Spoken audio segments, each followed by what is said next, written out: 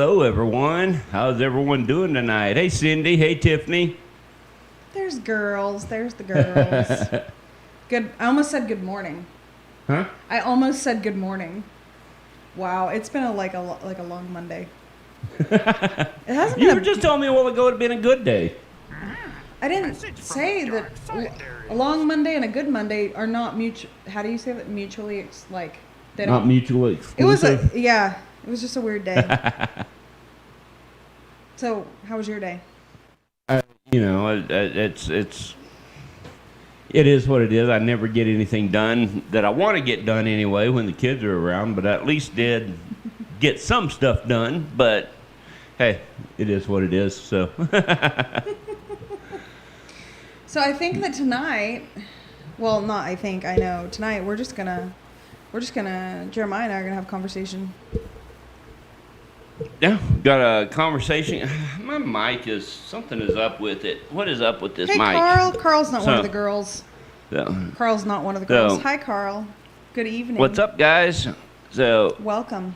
I thought we could talk a little bit about some ghosty things and maybe some witchy things. And oh, speaking of ghosty things, so this morning, I swear to God, so I knew that the girls were downstairs in the basement, okay? Uh-huh. Well, I was like, you saw me this morning when I get up. If I get up before 7, I am not. 7 o'clock in the morning, probably some people are just shaking their head like, oh my God, I have to get up so early. But if I get up after 7, I feel fine. Uh-huh. If I get up before 7, even 6:40 like I did this morning, I am just I'm like a zombie, not even awake. 7 is the cutoff. 7:01, I'm good. 6:59, I am not awake yet, apparently. I can't speak for 6:59, but 6:40. 6:59 is like last call for you. Yes. The pumpkin Time is to sober up. The pumpkin is really? I'm like the last person you would want to say that to. Anyway, so this morning. Are you sure about that? Because I could tell some stories. You guys want to hear some stories? No, let's not. Let's not. Stephanie is not a drinker. Stephanie is what we call a lightweight. AKA cheap date. Right? Cheap date. I don't like beer. I'm not fond of wine. I like some, You like those fruity, foo-foo girly drinks. No, I don't. I like White Russians. Well, there's that. But it was that night that we were at, where was it? Where did we go that night? Emerson Biggins? Yes. We went to Biggins, and you had those fruity drinks, and you really liked it. I don't even remember. I know. That doesn't surprise me. Okay, well, anyways. So, you are totally getting me off track. Stop it. So, anyway, so this morning, let's back it up. That's not so like that really takes any effort. I'm totally talking over you now, right? Shut up, Jesus. So, I'm losing my train of Sorry, thought. I'm just being an asshole tonight, guys. Your Taurus side is coming out. Bring back the Gemini. No, but, okay, so back to what I was saying. So I get up, I kind of stumble into the bathroom, and I don't know if you guys are like this or not, but until I take a shower, I'm really not fully awake, okay? It's wake up, get in the shower. And I was standing in the bathroom in front of the mirror, and I swear to God, Melanie was standing at the door. I went to turn to talk to her, and then I realized there's nobody there. So I peeked my head out in the hallway. Nope. Kids were still asleep. Nothing? Yep. Still asleep. Yeah. And then it happened a second time. I was in the kitchen, and I was taking my medication this morning, and I swear to God, Melanie was standing by the stairway to go down to the basement. She wasn't there. It was Melanie both times. It was a dark-haired girl that I swear to God it was Melanie, and it was very interesting. Mm-hmm. Dark-haired girl. Mm-hmm. Late childhood or whatever you want to call it. 8 to 12-year-old maybe, but is that late childhood? No. I don't know, maybe. Anyways, I thought it was Melanie. She's 12, almost 13, so. Oh my God, Carl says tequila makes the clothes fall off? No, I've never had to. Have I ever? I don't think I've ever. I've had tequila. You've had watered down tequila. Once, and only once. And no, the clothes didn't fall off. Stephanie fell over, but clothes didn't fall off from that. Anyways. That was at Fauna's. Remember her? Yeah. And I liked her a lot. Yeah. She's one of those people that I imagine you could go like years without seeing her. Yeah. And you could just pick up like right where. We know right a lot where of you people left. like that. Yeah, we do. I bet we're Yeah. people like that too. Right? Yeah. I bet we are. But yeah, I'm telling you, honey, I swear to God, twice this morning. Once pre-shower, once post-shower, I would have swore to you. The one's still asleep and one's not pretty well woken up. Yes. Both times, I swear, she was like right there, and it was she was not. That's weird. That you know, and that specifically makes me wonder, because some of the stuff that we have going on in that house, it makes me wonder if it was like, you know, we know we strongly suspect there is a young female spirit, you know, wandering that house, that we also strongly suspect followed us here from the apartment we were in before. Yeah. That makes me wonder if it was her or if it was actually Melanie projecting herself in her sleep, because you know that kind of a thing has been mind blown. Has been recorded, you know, and that, you know, there's that connection that you and her have developed. Yeah. Yes, her and I have developed quite the connection. So one of the girls is just like me. Yeah. But young. It's like me. Well, parts of, you know what I mean? Like parts of me, but. Oh my God, that was good, Carl. That peach pecan whiskey. Did I try any? I don't know if you tried it or not. I can't remember. You might have been scared to try it. I don't think I tried it. I No. think I was driving. I don't remember. Yeah, I think you were. You were driving. So you were being a good girl. Could be. Doesn't happen very often, but. Oh, whatever. Whatever. But anyways, No, yeah, but so that I experienced that this morning, and it was. You know, that's because both out here in the shop and over about the past week or so, and I don't know what's bringing it about, but I've experienced a lot of extra, more, what's the word I'm looking for, more heightened activity. Ooh. When Oh, I did try it. Cindy reminded me. I did try it with the chili that she made. oh yeah. Uh-huh. It must have been good. I'm sure it was good. I'm sure it was. But what? Yeah. It But was. you know, lately we you know, I've experienced some more heightened activity here, both in the shop out here, as well as up in the house, and it's just been really interesting, all the way from the voices that, you know, more instances of the voices that Stephanie and I have both experienced on multiple occasions. Hi, Lauren. I miss you. As well as right. I miss you. She had like the coolest hair color at work. Did you ever get to work with her? Yeah. She was incredible. I miss you, Lauren. I hope you're doing well. But then also, you know, seeing things, shadows and such, moving out of the corner of my vision and whatnot. It's just been, it's been really kind of crazy here. Yeah. Lately, and I've experienced that stuff out here in the shop too. You know, like a voice. I swear that it was an old man's voice. When I was out in the shop looking for one of my tools the other day when I was pulling the alternator off my truck, and I was out here and I heard an old man's voice, and I swear it echoed inside the shop. Echoed inside the shop. We need to put some recorders out here, like one during the day and one during the night. Right. I would be really curious. Hey, so what I have to ask you, so picturing yourself in, you know, an investigation or just at home or whatever, what is one thing that, honest to God, would freak you out? Like, what is something paranormal related, or, well, yeah, paranormal kind of is inclusive, or, includes, all the above: Bigfoot, aliens, ghosts, whatever. What is something that would really freak you out? I can tell you what mine would be. So I can tell you what has freaked me out. I don't want to know what has. I want to know what you think would I can really tell you, freak you out. and I can tell you what I think would probably freak me out the most. What? I think what would freak me out the most would be to come face to face with what we call a mimic. Is that something that looks just like me? With the exception of some oddly weird, morphed feature, usually.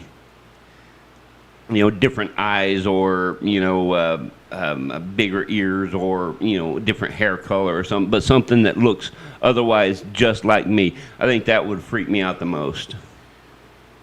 Ooh, 2 of you? Oh my God, I don't know if I can handle 2 of you. Well, but there's a lot of legend and lore that goes behind the mimic story, all the way from pretty much every culture across the globe has some sort of a mimic legend or lore that goes with it, and they're never pleasant things to deal with. In fact, most of them, in a lot of are they an inhuman? well, you never know, Carl. It might actually have hair. Are they like an inhuman spirit, or like have they ever been on Earth? No, most of them in the associated legend and lore, most of them are spirits, or in some cases even creatures that have never existed in human form. They're I hate this word, but for lack of a better term, a demon, that type of thing. But in most cases, it's that the mimic generally tends to try to take the life of the one that it is mimicking. Oh my goodness! So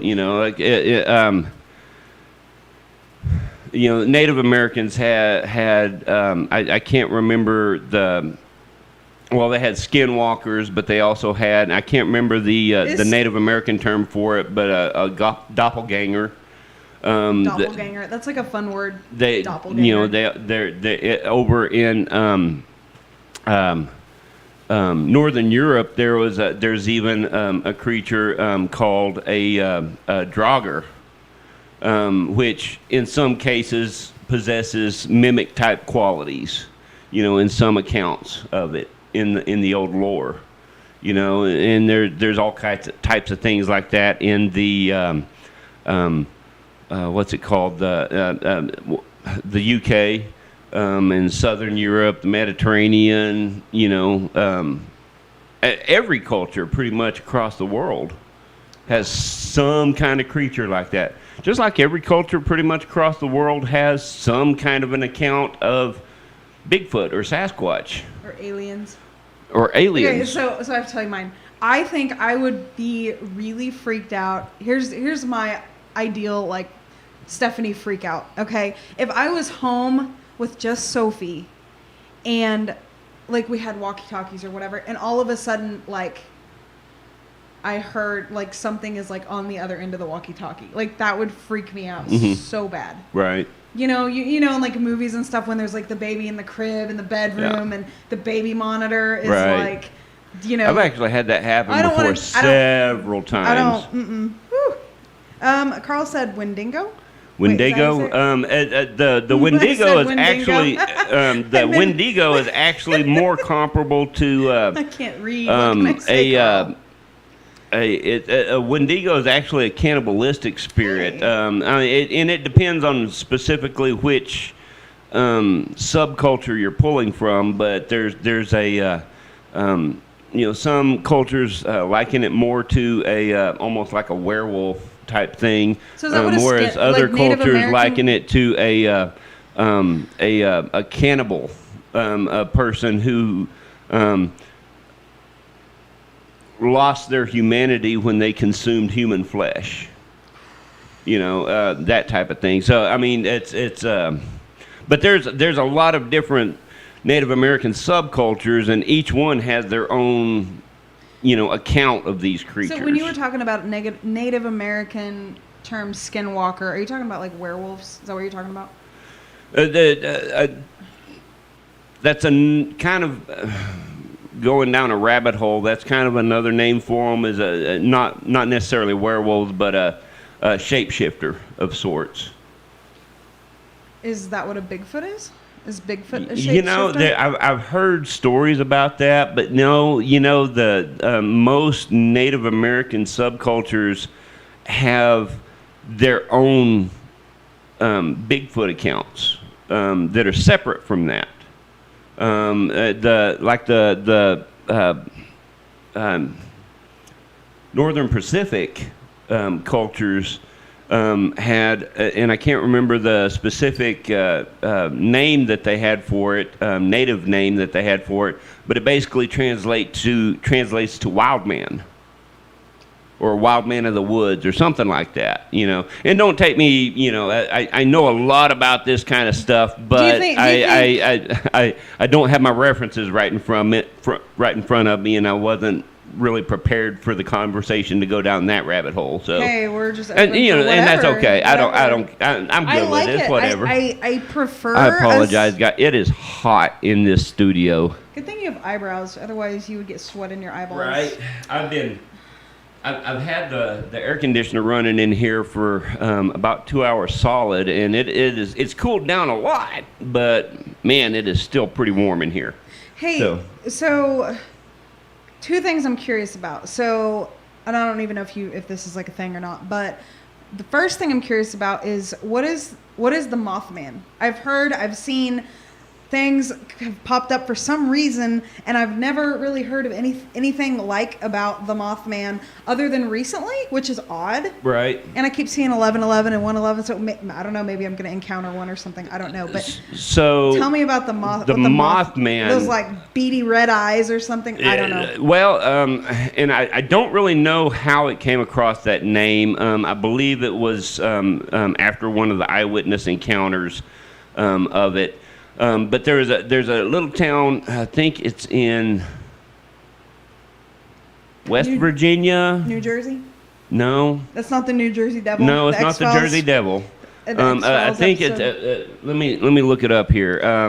Again, another subject I wasn't exactly prepared to chase down a rabbit hole, but that's fine. Why don't you call it a Bigfoot it's hiding spot or something instead of a rabbit hole? Rabbit hole. Snake hole, spider hole. I don't know. Point Pleasant. Trapdoor spider. Yes, it's West Virginia. So there's a little town in West Virginia called Point Pleasant, and there were a lot of Mothman. That's kind of the beginning place of the Mothman. That's where it originated. The modern Mothman legends and eyewitness accounts and stuff like that. But there were a lot of people that kept seeing this creature that it had a lot of like insectoid, you know, type features, you know, including the weird buggy glowing red eyes and moth-like wings, and it was let's see here.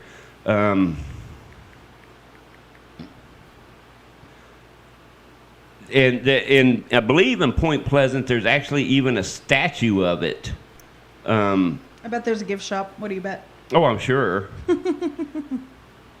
Yeah, there's the. I don't have easy access to my clipboard or keyboard. My keyboard, so I'll have to try to get this up on the camera instead of pulling it up on computer screen.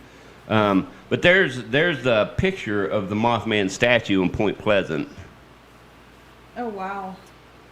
And so this was like back in the, it's been quite a while.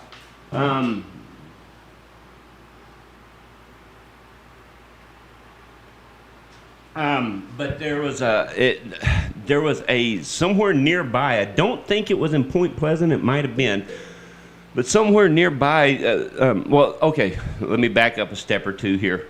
So there were these sightings of this creature, the quote unquote Mothman, and as the sightings grew and grew and grew in frequency, suddenly one day there was a big disaster, and I don't remember if it was in Point Pleasant or if it was in a nearby town, but basically a bridge collapsed. And then the sightings pretty much stopped for a long time. Oh. You know, and so, but then going back in history and lore, there have been accounts of a creature like this showing up before and with a lot of sightings before disasters. Oh my gosh. You know, so it's almost like a prophetic thing, like there's a disaster. In fact, there was actually a really good movie kind of written, fictional, you know, so you got to kind of take it with a grain of salt because they're going to take, you know, their creative license with it. Mothman Prophecies? Was Richard Gere in that? I don't remember if it was either Richard Gere or Kevin Costner, I think. I don't remember. Okay, anyways. But it was, you know, a pretty good movie, but it gives you the basic sense of what went on with the Mothman. I'd like to rent it. So, but yeah, that's, but if I remember correctly, I think I have read something about the time prompt phenomena and its connection to the Mothman. I'm telling you. So I'd have to do some digging on that, and I won't speculate on what that article said, but I'm 99.9% sure I have read that somewhere. You know, you just said time prompt phenomenon. So I can't tell you. Actually, I can tell you because every time that I'm like randomly have my phone with me and I randomly like turn it on and it says 11:11 or 1:11, I'll screenshot it. Okay. Right. Almost daily. Mm-hmm. One, both, or the other. I either see 11:11 or 1:11, which is odd because there for a long time I didn't. Right. Because it was like I was seeing it constantly, among other numerological things. Right. And then it just kind of subsided, and I didn't like see it. And now it's constantly. I see 11:11, 1:11. It's just all day. It's almost daily, and I screenshot it every time I see it. I'll have to go back and show you my phone, but it's like 26th, 25th, 27th. You know, today, 29th. Yep. Oh man, I don't even know. So yesterday was a weird day. Okay. Yeah. Yeah. You were there. I was. You were. So you know what I find interesting? Everything happens for a reason, right? Mm-hmm. So let's back up and tell our awesome people watching what happened. So, oh, sorry, the baby shower group is going crazy. Sorry, guys, we have a amazing friend that they're... Wait, I can't talk about it anymore. I don't think she's aware of it, so never mind. I'm going to stop talking. Everybody's clueless. Yes, yeah. Oh, yeah. You better Let's just zip stop. it. Let's just zip stop. it. Change subjects. So last week, it's just, you know, synchronicities, everything happens for a reason, I'm telling you. So, last week, Jeremiah's truck was just like acting weird or whatever. Well, then it just died, basically. The alternator went out. So yesterday morning, he pulled the alternator out of his truck, drove to the next town. There was somewhere to check it, and we need a new alternator for your truck. Mm-hmm. So the truck is out of commission right now, right? Well, yesterday I decided, hey, your nephew Travis is watching. Huh? Hey, Travis. Travis is watching. Oh, cool. Hey, Travis. What is that? That's a new noise. I don't know. Sorry, guys. Anyways, sorry, I apologize for the beeping. I don't know how to silence that sound, but anyways, so we decided that, because when I was little, there's a town called Piedmont, Kansas, and it is it southeast? Yeah. Like southeast part of Kansas? Yeah, just on the edge of the Flint Hills. Yes. On the western edge of the Flint Hills. In Greenwood County. Anyways, so when I was little, every 4th of July, not everyone, almost everyone that I can remember, my parents and grandparents, we would go to Piedmont to they had a rodeo, and they put on one hell of a fireworks show. It's like there's nothing in this town, but man, they have an awesome fireworks show. Right. And so little bitty town. I was surprised that it even actually had a post office. Like looking at the size of the town. Like the one sign in the town says fireworks. Right. Because they used to have they used to make fireworks there in the town. I don't think they actually still make them, but they did when I was little. But they still sell them, and they have like I said, they have one heck of a fireworks display. So, and they're doing it this year too. If anybody, Piedmont, Kansas, on the 4th of July. So I had the brilliant idea, guys, that, hey, you know what? I think it would be cool. You know, I did that when I was little. I want to take the kids, okay? I want to take the kids to Piedmont to let them pick out fireworks because they're really reasonably priced. And, you know, as a parent now, I understand why when I was little, my dad would be like, just take this $20 and just light it on fire, Stephanie, because that's what you're doing. You're just lighting money on fire. I get that. But then the kid in me still is like, no, got to get the kids fireworks. So we drove to Piedmont. By God, we got fireworks.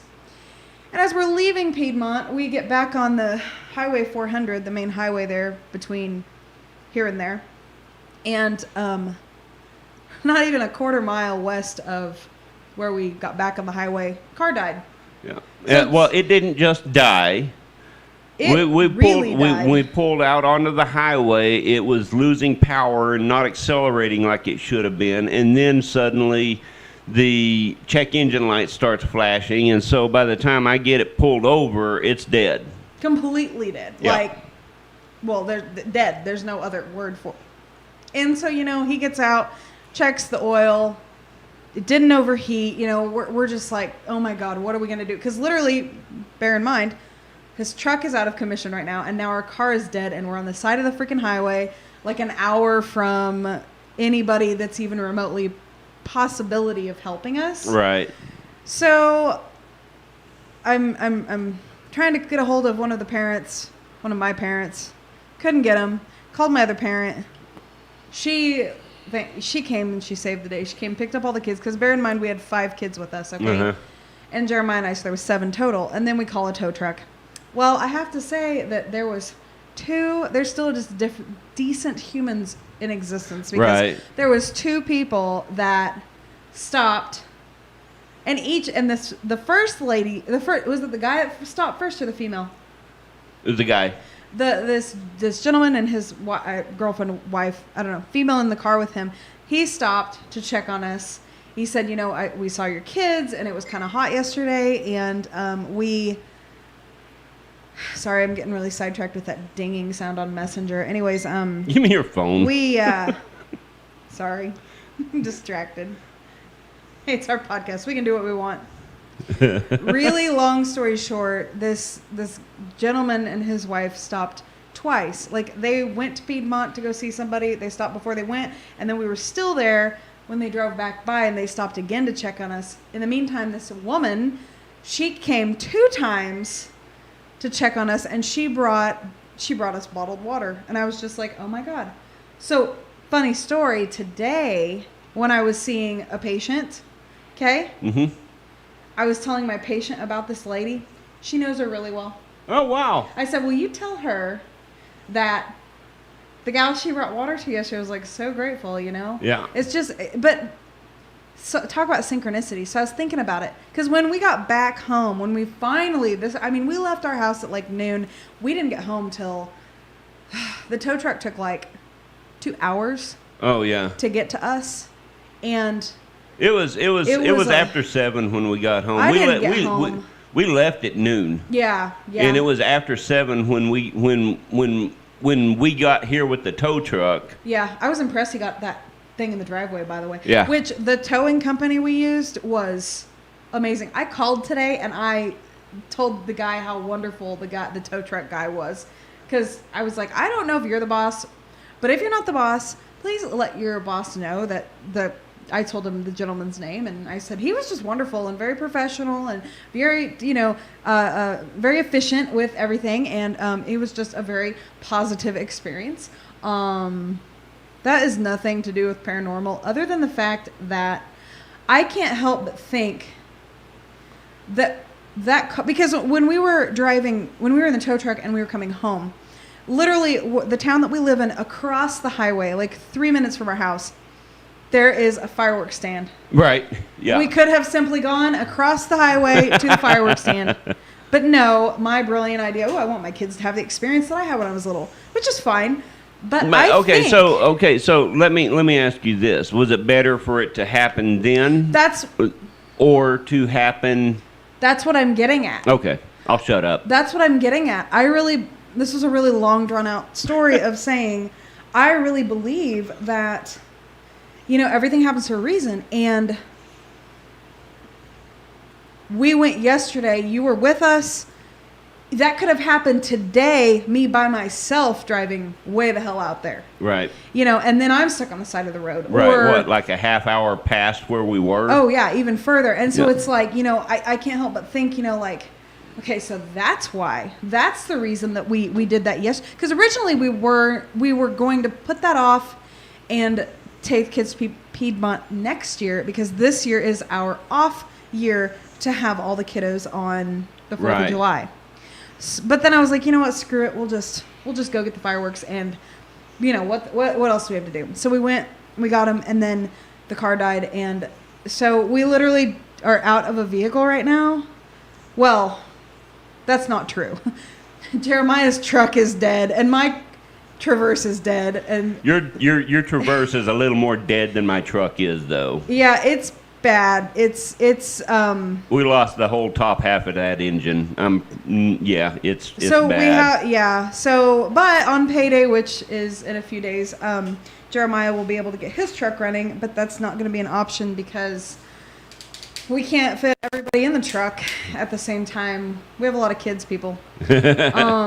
But I'm serious. Like, I can't. Sorry, I know that doesn't sound paranormal at all, but my point with that is I can't help but think there's a reason why that happened the way that it happened, Right. And it's like that event could have set off a chain of events that have yet to happen. Mm-hmm. For example, the fact that my patient, his or her wife or husband, knows the lady that helped us out today. Mm-hmm. That'll probably spark up a conversation between them, and who knows, she might down the road run into a situation where she needs hospice for somebody she knows. You know what I'm saying? It's just, you never know. Every little or decision, anything else you can think of. I mean, it's the possibilities there are endless. You know, it's just like, I can't. But and then like today, probably in some other reality, there was a disaster. Right. It's like, but my parents are awesome, and I mean, hell, the because of the way things lined out, as well as I do, but because of and because of the Sahara dust, it wasn't as hot. Right, so because apparently there's dust from Africa. Any number of things that could have been the case that we don't have the ability to actually see, in our finite minds. Right. So, it might have saved. It might have been something that was going, a bad thing that was going to happen anyway. And so, our ancestors used it as an opportunity to prevent something even worse from happening. Oh yeah. Oh yeah. You just we don't know. We can't. And that's like, get this, okay? So I can't remember if I told, well, yeah, I did, because you saw it. So I talk about, hey, Anne's watching. Hi, Anne. Hey. We love Anne. Anne is the reason that that my last name is Norwood. She is the legal reason why she performed our ceremony. Yep. So, anyways, I'm getting way off track. But yeah, it's just weird to me how everything. I'm gonna put up a counter one of these days. For what? So that I can click it every time you say those words. I'm getting way off track. But I am. I know you are. So what I'm gonna put up a counter to. Oh Jesus. To click on that, and we're gonna run a like an average of how many times every episode you say that. See what kind of a record we can come up with. Maybe do a pool on the side, or You know, maybe even start a drinking game over it. Wow. I love wah, wah, wah. I love you too. So I completely lost track of what I was talking about. Thank you, sorry. husband. Thank you. I love you. Yeah, sure you do. Sure you do. But I seriously lost track of what I was talking about. You were talking about, what were you talking about? Fuck if I know. I don't remember. I don't know how I get through my You day. are so pissed at me right now, aren't you? No, I'm not pissed. You got me so sidetracked. It doesn't even matter. Excuse me. I know. Sorry. Came back around. So, my grandma has been on my mind a lot lately. Okay? And Anne's down for the drinking game. Oh my God. Well, if you want to get drunk, Ann, let's play, because I'm sure it happens a lot. I don't even realize how often it happens, but so my son stayed the night at my parents' house and got him back the next morning. Well, he forgot his bag. Okay. Mm-hmm. Well, his wallet was in his bag, and God forbid a 12-year-old doesn't have their wallet with them, right? Uh-huh. So I ran him back to my parents' house to get his wallet, and my mom asked, which was weird because I was in her garage and I noticed this little short black metal round table, kind of like you could put in between out on your deck or whatever, in between for drinks or whatever. And I looked at that thing, I was like, man, I really want that thing.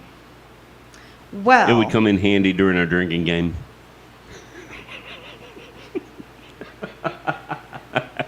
I'm gonna be in the doghouse tonight, guys. I'm sorry. Oh my God. Anyways, are you trying to get me to say it now? Is that what's going on? Anyways, so I literally see this table and I'm like, I literally thought to myself, I really want that. Well, speed up a little bit. I'm like looking through, my mom has all these like totes in her garage and they're full of memorabilia from my childhood. Okay. And other things. And I see this lunchbox, and I haven't seen this lunchbox in like 20 years. Uh-huh. It's a material one that's like insulated, and it's this real 80s green and blue color. That's all I can describe it as. And I knew exactly what was in it. I was like, oh my God, I completely forgot about that. Well, my grandma had given me, she had this collection of like glass cats. All these different really... Well, they're from Grandma, so I love them. Just all these different statues of cats. Just little, you put on a windowsill, or you know how old ladies like to just have little tchotchkes all over the place. And yes, yeah. Just pretties, as you call it. So my mom's like, you might as well just take it, I'm like, okay. I mean, because they were mine, So I get it home, and I'm unpacking it, and all of a sudden, when I'm unpacking it, one of those little bluebirds was in it. Oh, yeah. So, guys, my grandma, I'm sure that everybody on here has seen one. They're really heavy, and they're either a bluebird or a redbird, and they're real small. Depression era glass. Yeah, and my grandma always had the bluebirds, and I was just sick because when they auctioned the house and everything, that's something that I always thought about my grandma of, and I really regretted not making sure I got them all, uh-huh. Because nobody else wanted them. Right. And then sure enough, there was one in the bag. Yeah. So it's in our bedroom now. I was so happy that I found that little bluebird. Yeah. Because our good friend Lena, okay, I know we talk about Lena all the time here, but our good friend Lena, when my grandma, so this is kind of back history a little bit, the bird thing. So before Jeremiah and I, and Anna's watching actually. Yeah. Right? So before Jeremiah and I had our wedding, or our hand fasting, which by the way, guys, if anybody needs an officiant, Anne is watching right now. She does that for those of you who want to have a non-traditional ceremony. Just saying that. I had to throw that out there, Anne. That's who we should have had on. We should have had Anne on tonight. Yeah, we're going to have to do that at some point. Yeah. Anyways. Yes, we need to have Anne on. Anyways, so I'm like getting all these things for our reception, and I'm like, I need to get my tire fixed because it's got a leak. So I'm in Derby. I pull over to this, get my tire fixed, and I look down outside the window, and there's a yellow finch. Dead, mind you. Dead yellow finch right outside this. It's random, okay? I'm like, that's weird. Well, then, when we were, after our ceremony and we were on our honeymoon, we were in Durango, Colorado, and I'm going out to the car or something, and right outside our window of the hotel, it was like ground level, there was a little bird. Do you remember that? Mm-hmm. And I went up to it and I was like, this is weird because I don't really have a huge affinity for birds. Okay. But I'm like, this is weird. Like, and I picked this little bird, let me pick it up, which was weird.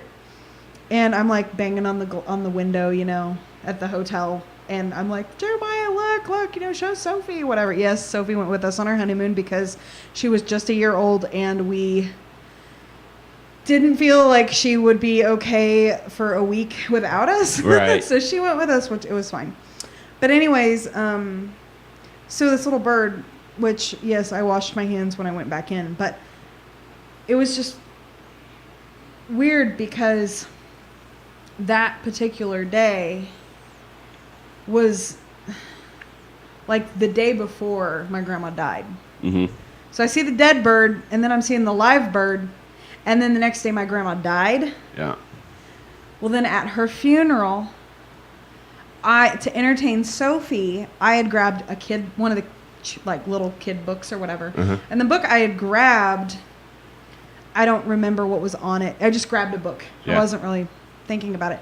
And at the graveside, Sophie's sitting on my lap, and I kind of like have this book, and I'm listening to the preacher man talk about whatever he was talking about at the moment. And all of a sudden, Sophie takes the book and opens it, and she points to the bird. And I will never forget that. Well, then I'm really struggling with the fact that my grandma died. And Esty said, birds are known to be messengers. Hi, right. Esty. Hi, friend. Well, then our good friend Lena, I had not told her anything about the bird thing, okay? We have more, I don't remember what it all was, but we had more bird incidents while we were still in Colorado, too. Oh, yeah. I mean, there was a lot of, and it was so weird because... Oh, remember I had said that, oh my God, I just in my head saw like a fucking raven on a picnic table. Yeah. And literally when we got to the hotel... that first night in Walkenburg. We wake up and I look out the window and there's a picnic table outside our hotel window or motel window with a raven on it. It was... Yeah. Anyways, but yeah, Lena I had not told her about any of that, and she told me, because I can't remember if I got a reading from her or I was just talking to her, and she had told me that my grandma wants me to know that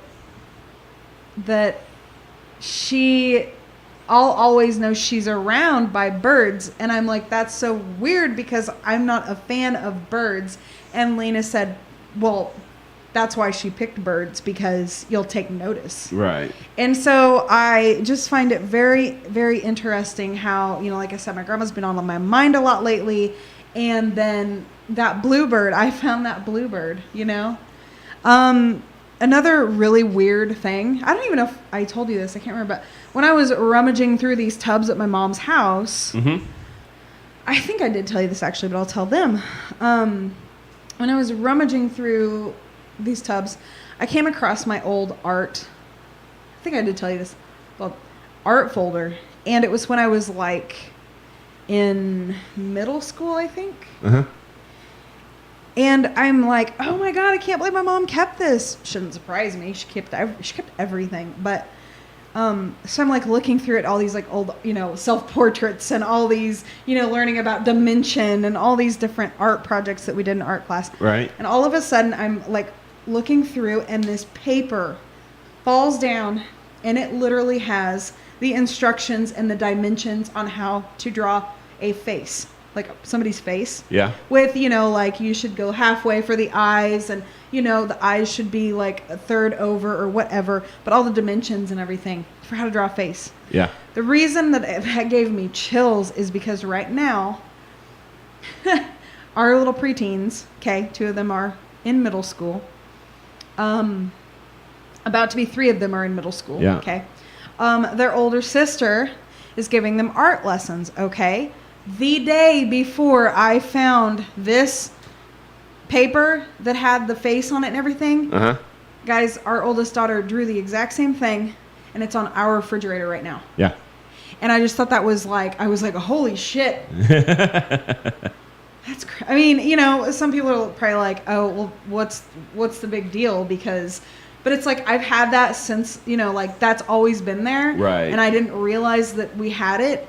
And then Michaela comes to our house, gives the girls art lessons, draws them, like how to draw a human face with the features. And then I literally find this exact same paper the next day from like 25 years ago. 26 years ago. That's so weird to say. Oh man, I haven't done that for 20 years. Oh, I haven't seen that for 20 years. I don't want to hear it. I'm old enough that it's not really that weird for me to say that.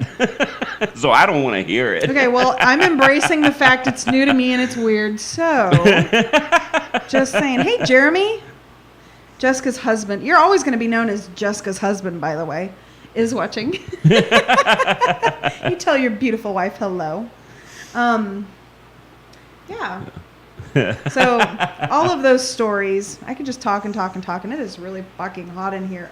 Yeah, it feels like it's cooling down some. It does. What's your favorite folklore or like story you were told as a kid? Or oh my god, do you have a favorite? Whether it's one that was just taught to you, or talking about like spooky shit, or all the above. If it's whatever. While you're thinking about them, and tell them a story. So. Another story about my grandma. When I was little, I was with her a lot. And in my mind, because how to a kid, time is weird. And so I don't know if I was actually with her as much as in my mind, I think I do. Or if it's just, it was all good memories. And so in my mind, I was with her a lot more than I actually was. But every time I was with her, she would read me a book by Edward Gorey. And it was called The Wuggly Ump. The Wuggly Ump. Anyways, it's literally this, and she would read it to me when I was little too. And and I still have the book. I was telling Jeremiah I want to start reading it to Sophie. Okay, it's a really creepy book. I mean, I don't know if anybody's familiar with Edward Gorey, but he does children's books and he's an illustrator, and he does there's one of my all-time favorite kid books that he wrote called The Ghastly Crumb Tinies, and it's like A is for Amy who fell down the stairs. B is for Basil, assaulted by bears. C is for Clara, who faded away. D is for Desmond, thrown out of the sleigh. Anyways, it's just like this book kinda about... morbid. Well, it's like the Grim Reaper is on the front with all these children, and it goes through the alphabet A to Z, and it's a children's name and a way that they die, basically. Okay? And it goes through the whole alphabet. Okay, but I love it, okay? I love this book. I have it. Anyways, The Wuggly Ump. It's about this monster that goes to the town to eat the children, okay? And my grandma read this to me every time that I was with her. And it never occurred to me how morbid it was that I'm being read this story about this monster that comes to eat the children when I'm little. I'm talking like 4 years old maybe. 4 years old, the earliest I can remember her reading it to me. Mm-hmm. But yeah. But yeah, that was quite the. So now get back to what was did you come up with one? I think your favorite folklore or story or yeah. So I was always fascinated talking. Okay, so I can't really draw a distinction between or a favorite between two specific things, but the account of some of the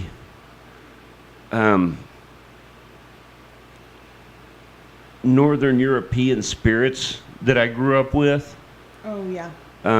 Especially anyone that follows us anywhere outside of here knows of my fascination and affinity with Hugin and Munin. I mean, you know, they're on every single logo that we have. They're permanently on his arm, by the way. Yep. So, you know, that was always my favorite. Will you please, for those who don't know what Hugin and Munin are, will you please explain? Okay, so I'll tell what the actual popular folk version is, and then tell the stories that I grew up with. Okay, so the actual popular folk version are that Hugin and Munin are the ravens of Odin, the Norse god, the Allfather Odin, who they fly all about, around, and through all 9 worlds. Because in Norse mythology, there's 9 worlds, 9 realms. 9 realms. Okay. And so they fly all about through all 9 realms, but you know, mainly on Midgard, which is the realm that what they called Earth. But then they at the end of each day they would report back to Odin everything that they saw. You know, and their names, Hugin and Munin, are loosely translated as thought and memory. You know, which are 2 of the big building blocks for wisdom. Can you have one without the other? You can have thought without memory and look at dementia, right? Yeah, but I mean, you take either one out of the equation, and you're going to have a hard time building wisdom, which was one of so it's like the cigarette Odin's and defining the lighter. traits. Like the cigarette and the lighter. Right, I'm not you even know. a smoker, but hey. So now, So as far as the folklore that I grew up with, now the folklore that I grew up with took the deities out of the equation. We just dealt with the spirits, specifically the spirits of the sun and the moon. Okay. The spirits of the spirits of building wisdom, primarily Hugin and Munin. The spirits of the 4 cardinal directions, Nordre, Sudre, Ostre, Vestre. And the elements or no? Huh? The elements or no? The elements, yes, as they collaborate with the directions, especially. We also you know, grew up with the folklore of the what was that? My chair. Oh, okay. We grew up with the folklore of the well, in the actual Norse folklore, they were known as Loki's children, Fenrir, Sleipnir, and Jormungand, the world serpent. Fenrir was Odin's 8-legged horse, and which, by the way, no, not Fenrir. Sleipnir was Odin's 8-legged horse. I did not realize this, but where do you think Santa and his 8-legged reindeer story came from? You know, Odin and his 8-legged horse. Just saying, I had to throw that out there. That's an interesting correlation. Santa was a fucking Viking. But then Fenrir was the giant wolf that they had to have special chains forged to hold it because nothing else could keep it bound. And in order to get him chained up with these special chains, the god Tyr sacrificed his hand. He basically let Fenrir eat his hand in order to get Fenrir chained up. God, the Norse like to lose body parts to gain knowledge. Oh don't man, they? Holy crap! The Norse mythology is gruesome. It's very gruesome. So, but here's there's a lot of really interesting, intricate symbology that goes into it. Yeah, there is. So you know, but the spirits of Sleipnir, Fenrir, and Jormungand were also three very prominent spirits. I just grew up without the added aspect of them being Loki's children, because, in what I was learning, the deities were basically taken out of it, and we just dealt with the spirits. Were you raised to believe in the old gods, or were you raised to believe in one god, or were you? So do you even want to talk about this? This is a little bit difficult to talk about. We don't have to. Openly like this. But in the stuff that I was taught growing up, I'll say like that. Mm-hmm. There was a lot of. Becky Lee Blackburn. Hi, Becky. Cool. So, as I was growing up, what I was taught, there was a lot of different. I was not taught anything about deities. Like plural? Yes. Like polytheism? Yes, I was not taught anything about monotheism. I was in church, but that never was really where my heart lied. With it, not until peer pressure came on the scene later. Mm-hmm. When I was a teenager, but it was something I had to be very secretive about, and I was taught to be very secretive about it because of tiny little Texas town, 2,500, 3,000 population, probably about the size of Towanda, maybe a little bigger. Tiny in the panhandle of Texas. You just said where we live. Huh? You just said where we live. Sorry. That's okay. I'll forgive you. I'll forgive you. Becky, we're glad you tuned in. And in the 1970s and 1980s, it was not the most accepting time of someone with a at all pagan belief system. The P word, guys. The P word.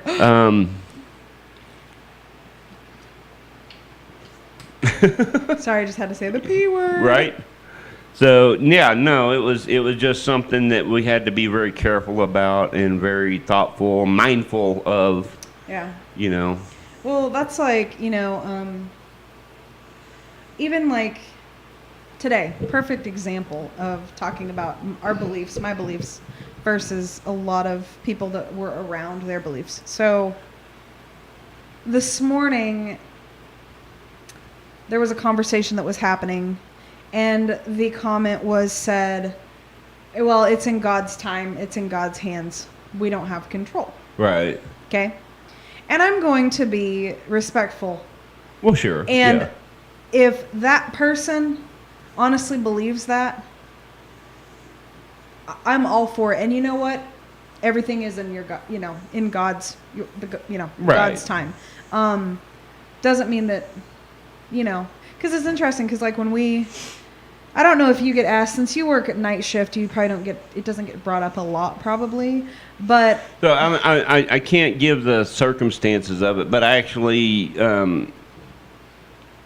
had about a 45, and I can't say when, where, or why, for fear of revealing, the nature of the conversation. Yeah. But I actually had about a 45-minute discussion one night last week about spirituality with a person who was very much Christian, and my, Christian training growing up, came in very handy. Because I'm not going to detract from their faith. Well, no, if somebody's dying, the last thing you're going to do is... Yeah, but, I was fulfilling the role that they needed at that time. And that's what is important. Yeah, That's what's important. But, it's... But it's very much a weird dynamic for me because... when I'm talking to somebody, knowing full well what they believe is not what I believe. Mm-hmm. And most of the time, there's a few people that I work with that are aware that I'm what I believe. Mm-hmm. But I don't outright openly talk about my beliefs. You know, if somebody is wanting to pray or somebody is, you know, I'll be respectful and I'll participate out of respect for their beliefs, but I'm not going to push what I believe onto somebody else. Well, yeah, no, and we shouldn't. I mean, now I have had the circumstances come up that people are curious. Uh-huh. You know, just because some of the comments I make or whatever. Right. But when I am, you know, with a patient or their family, I totally appreciate and have the utmost respect for people about, you know, what they're believing and what they're passionate about with their spirituality or their religious, you know, what they follow, their religion. Yeah, it's just an interesting thing. And I have to say that I have been fortunate, since 2011. I've been working in hospice a long time, okay, since 2011. And so over the years, I have had patients that are not Christian and are like, what's a chaplain going to do for me? Right. You know, and it's like, well, I mean, they can do more for you than what people, you know, they can just come talk to you or whatever. Right. But it's just kind of like, I wish so bad that there was something for people who do not follow that path. Right. The widely accepted path in Kansas, I'll put it that way, or in the Midwest. I just wish that we had an alternative for patients who, I mean, somebody coming and reading the Bible to them is not going to do anything for them. Right, right. You know, and I wish that, I don't know if that, the amount of people that would benefit from that, where our demographic is not enough probably for them to justify having that kind of a resource. Right. But I just wish that there was that option. You know, it may be something, I don't know. That's probably a conversation for another time with other people, but you know, that it may be, or just in general, in healthcare, period, not just right. like where we work, but just in general. Like, I wish that there was more of an support for, you know, because I mean, if you have a Catholic, you call the priest and they come get their last rites. You know what I'm saying? And I'm right. telling you, if you've ever dealt with a Catholic and they're like, they haven't gotten their last rites, oh, it's like a panic. Yeah. I mean, it is an honest to God panic. Or if you deal with a Buddhist family, I mean, it's very specific at the end. Yeah, Very specific at the end. And I have been honored to help with a few situations like that. Again, can't talk about who, when, where, what. But it is... hello, Lena. Were your ears burning? Lena? Because we were talking about you. So, Esty just brought up a good point there. Normalized death doulas. That is actually something that I just heard about fairly recently. I read an article about it. Yeah. What's the difference in hospice and a death doula? So a death doula would be someone who, my understanding in it is able to help with the spiritual aspect, regardless of the faith. So it's regardless like a birthing of the spirituality coach. So that's it's the opposite present. it's the opposite of a birthing coach then. So it's like, instead of helping a mom get through labor how they want to have their baby, you help somebody in the dying process how they want to go. Right. Okay. I mean, and that's just it was good. Very Lena. minimal. It's always good. Very minimal. Explanation. Explanation and a finite understanding of it. You know, that I have at this point. But it actually really piqued my interest. I was planning on doing some more research into it. It says they will take care of you and ferry you into your transition. Yes, I would love to be a death doula and help people who are ready to pass. They assist in the spiritual transition in the process. That's kind of what we do. Yeah. A little bit. Yeah. I mean, it's a mix of hospice and spiritual counsel. Mm-hmm. See, and I have been lucky. Like I said, I've been doing this since 2011, so that's a lot of years here to talk about, cover. But, SD, I have had the opportunity to talk with a few cases of people who, they're like in this crisis because they don't need a chaplain. That's not what they're needing. Mm-hmm. They're needing somebody who believes that, hey, you know what? We're going to come back. You'll come back. This isn't the end. Yes, your physical body is going to be gone, but your spirit isn't. Right. Whatever. Whatever their spirituality is, they need someone to help them with that transition. Yes. Just that support. I just wish there was more support out there. SD says he could have sworn we had a conversation about you becoming one. I don't remember that, but I'm not counting it out. I don't remember that either, but I mean, with your both your past life history and your current life experience and everything, you would be very good with that. It would fit, wouldn't it? It would. We should check into that. I should check into that. Yeah. So what else? Oh, so speaking of like weird. Oh, that's why I did that sort of moments. Guys, another thing. SD, was that in St. Louis? That might have been our late night. I just had a little flash of something like that pop into my head. If it happened in St. Louis, I was probably way more emotional about my reading and did not take away that little tidbit. I'm sorry, SD. I was emotional. I was. Speaking of emotional, well, actually, no, never mind. I don't want to talk about that. They also, wait, he said, I think so.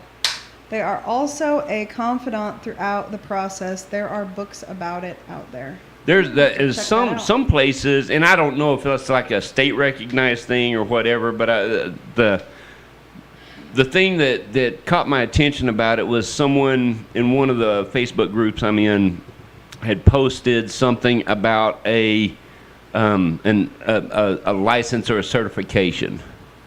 So I don't know, but you're piquing my interest here. Yeah, I mean, I don't know where this person was from. I don't know what state they were in. I don't know if it was just like a little online, give me $5, I give you a certificate course, or if it was an actual, studied certification, that they were talking about. So that's one of the things that is on my list of things to research because I'm very interested in it as well. We'd be really good that's at that. kind of one of my passions. We'd be like what was the married couple that did oh my God, I just totally went blank. The Warrens? Yes, Elaine, Elaine, no. Ed and Lorraine. I said Elaine. Ed and Lorraine Warren. Ed and Lorraine, yeah. Let's see. SD says, I remember us talking about your connection to the Morgan, and it just seemed like a natural fit. Oh, yeah. Okay, I'm like Celine Dion. It's all coming back to me now, right? Yes, SD, I am beginning to remember that conversation. What is it? What do we got? What do we got here? What happened?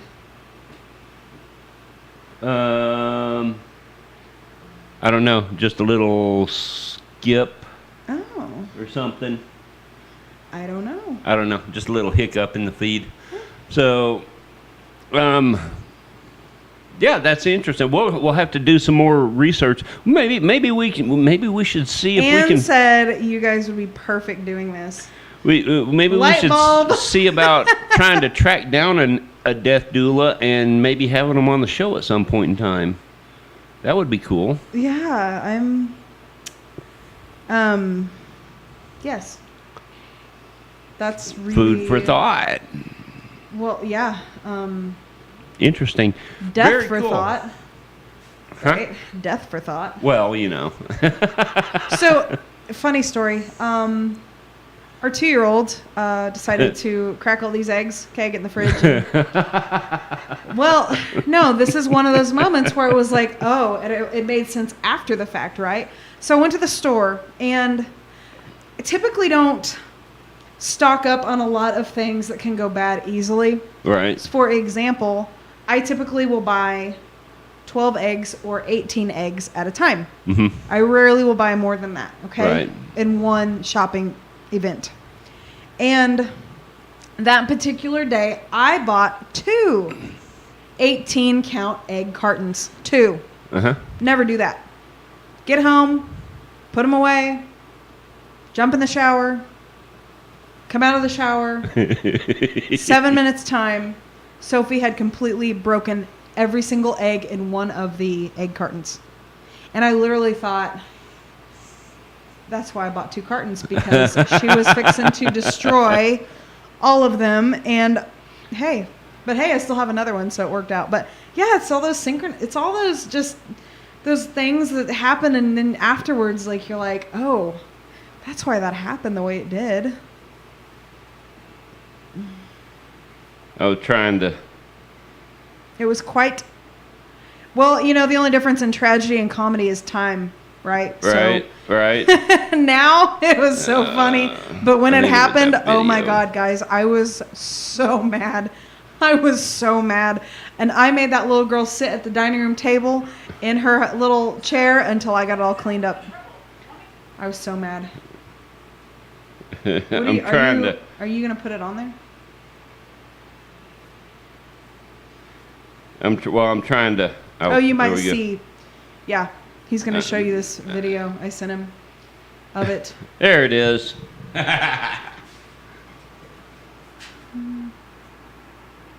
Oh yeah, there's all the eggs smushed all over the floor. And let me tell you, egg yolk is not fun to clean up. But seriously, it's like, oh, she's a little beast, man. She is so fast and just relentless. So those of you who are into astrology, this will mean something to you.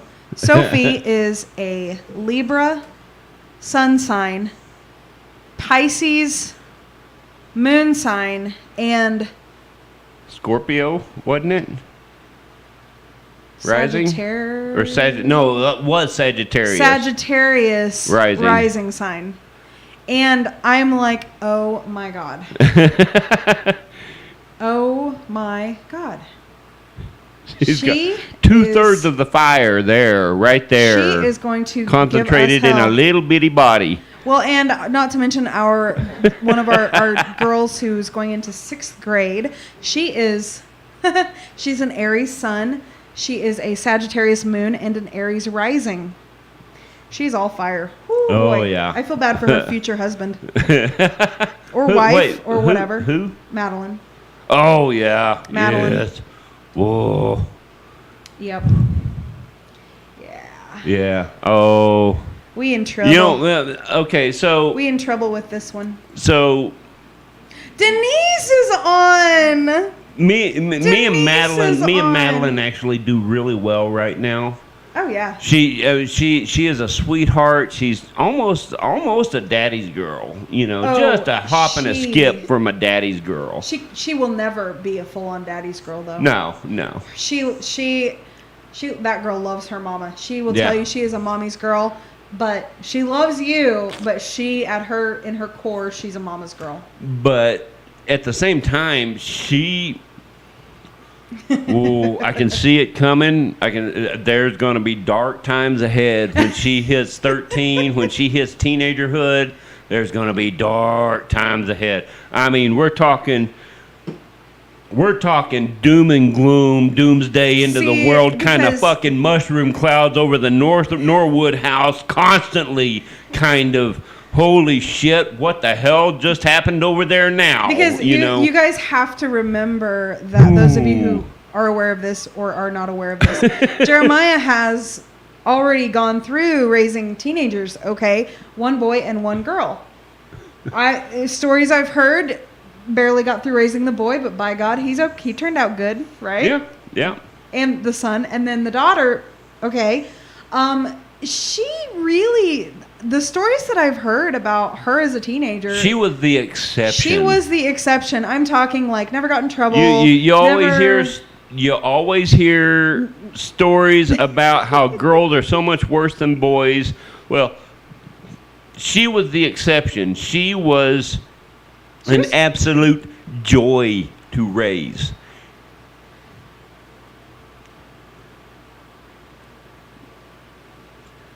I think. And I told him, I said, you're in for... I have not yet paid for my raising. I will pay for my raising with the next 4. Yep. 5. 4 girls, 1 boy. Well, I was just talking specifically about the girls. Oh, yeah. I'm not terribly worried about Lennon. My son. I don't think he's going to have terrible teenager years. You don't think so? I don't think so. I don't know. We'll have tussles every now and again. Oh, and but like Lennon's, I don't think is going to have terrible teenage years. But those 4 girls, holy shit! Oh my God, they may be what lands me in prison. Oh Jesus! Don't say that. Well. Oh my God. But I mean, you know. Not with any kind of interaction with them. That's what I'm saying. Not with any kind of interaction with them, but like boys or girls. I may end up in, well, that's a possibility. I may end up in prison over that one. I very well might. I very well could. I that is not out of the realm of possibility. Denise said, Lennon is the sweetest ever. He will be an easy child. Denise, so guys, I have to tell you, Denise is my good friend, and she's incredible. And she has a daughter that's the same age as my son, and her and I decided we're going to have a prearranged. She did last time. She wrote me almost every day last time. Oh, are we talking? Are we going there? We're still in the traumatic PTSD effects of it right now. I'm going to say, can I say it on here? I don't care. So. It's public knowledge. I mean, shit. Well, that's true. So. Freedom of information. Here you go. Hold on. Let me get back to my. So, Denise and I were talking. I'm trying to distract you. I'm not getting enough drinks over here. Really? Really? Denise, Lena, anybody who missed it earlier, Jeremiah said, stopped everything and was like, I think that there needs to be a drinking game every time that Stephanie says, I'm off track. I'm getting off track. Everybody take a drink. Oh, take a drink. I already said it. Anyways. But no, Denise and I decided we're going to have a prearranged marriage between Lennon and her daughter, and they're going to get married. And today we were telling a third person about this, and she said, you two are crazy. That's not how it works. Hey, wishful thinking, right? Yeah, it used to work that way. Yeah, it still works that way. It's parts of the world today.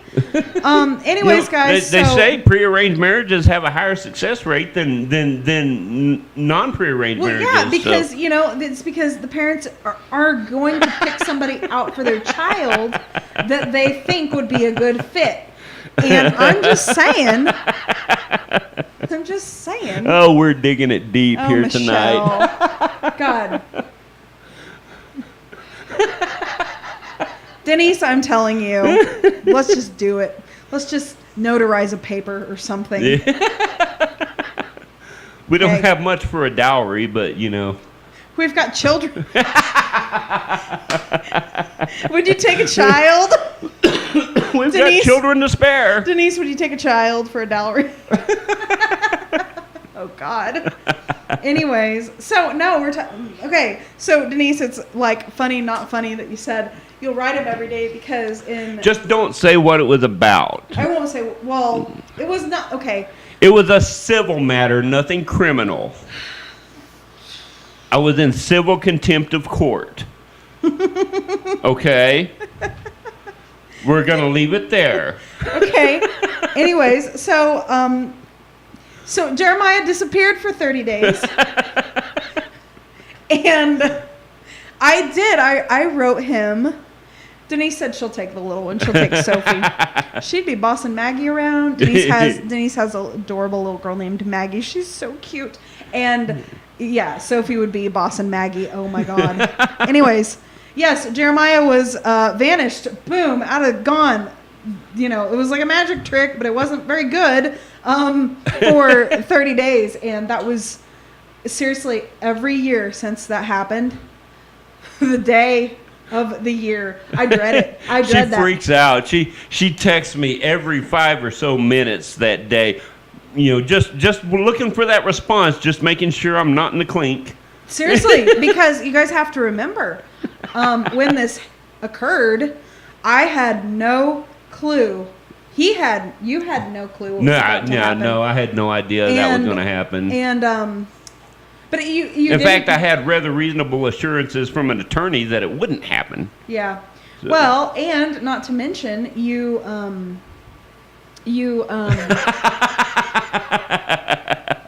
Are you showing contempt for this court? No, I'm trying my best to hide it. But guys, seriously, so the entire month, the 30 days that happened, the reason that I freak out and I'm all like hyper aware of, oh my God, are you okay? Where are you? Blah, blah, blah. It's because I literally he was gone. It was just like I get a phone call and he's gone for 30 days. Couldn't see him. It was awful. So, but that's in the past. That last 2 weeks was really bad because the video conference thing was broken down and you couldn't even do a visit. Yeah, it was really bad. So it was really bad, guys. I mean to tell you, that was the worst 30 days. I was pregnant, by the way, when this happened. Yeah. So that was icing on the cake there. But I made it through. Yeah, you know. I actually had money saved while you were gone. You did good. You did good. I was proud of you. Did you catch that? I actually had money saved while you were gone. Oh, yeah. You know, do you want to go there? You really want to go there? I'm just kidding. But no, I really did. Yeah, I said, notice her backpedaling there. She's just kidding. I'm being a Sagittarius. What can I say? Hey, Tiffany. Tiffany is watching. Hi, Tiffany. I hope you're doing well. So my shirt today, guys, it's Halloween themed. And I was about to come out here to the shop and one of the girls was like, you do realize it's almost July, right? I said, I'm going to pretend it's almost Halloween because Halloween's my favorite. We're almost past the halfway point. So, you know, just tell them, well, no, we're well past the halfway point to Halloween. So just tell her to shush. Yeah, it's not her place. Anytime after the halfway point, that's Halloween season. Mm-hmm. That's the way I feel about it. So. It's true. It's true. Yeah, so what do you want to talk about? I'm always asking you 50 fucking questions. Why don't you ask me a question? Well, ask me something. Okay. So what time we got here? It is. We've got time. 8:24. Okay, so I've got one question that could. I want 3 questions. That could. Well, I didn't say I was just going to ask the one. I'm so demanding. Good grief. Imagine living with me, guys. What's it like living with me? Like a goldfish? It's always a new day. You seriously expect me to answer that and not plead the fifth? Smart husband. Smart man. Okay. I know a trap when it's being set. Okay. Yeah. All right. Continue. Okay. So, you know, when you and I got together, this was kind of you had been through a few different things with your spirituality, but kind of questioning it up until that point. Mm-hmm. But that was kind of your first real exposure to a pagan spirituality. Well, it was weird because it was like up until that point, I feel like I was a blind person looking to see something. Okay, so it was like I'm feeling around in a dark room or whatever, and I'm trying to find something. I don't know what I'm looking for, but I'm trying to find this thing. And I kind of was, on the verge of like a tipping point a few times of kind of finding what fills that void, so to speak. And I just hadn't found it. And I had that, what's the question?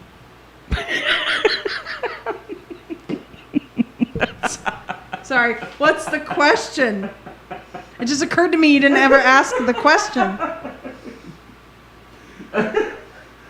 Apparently that made him laugh, people.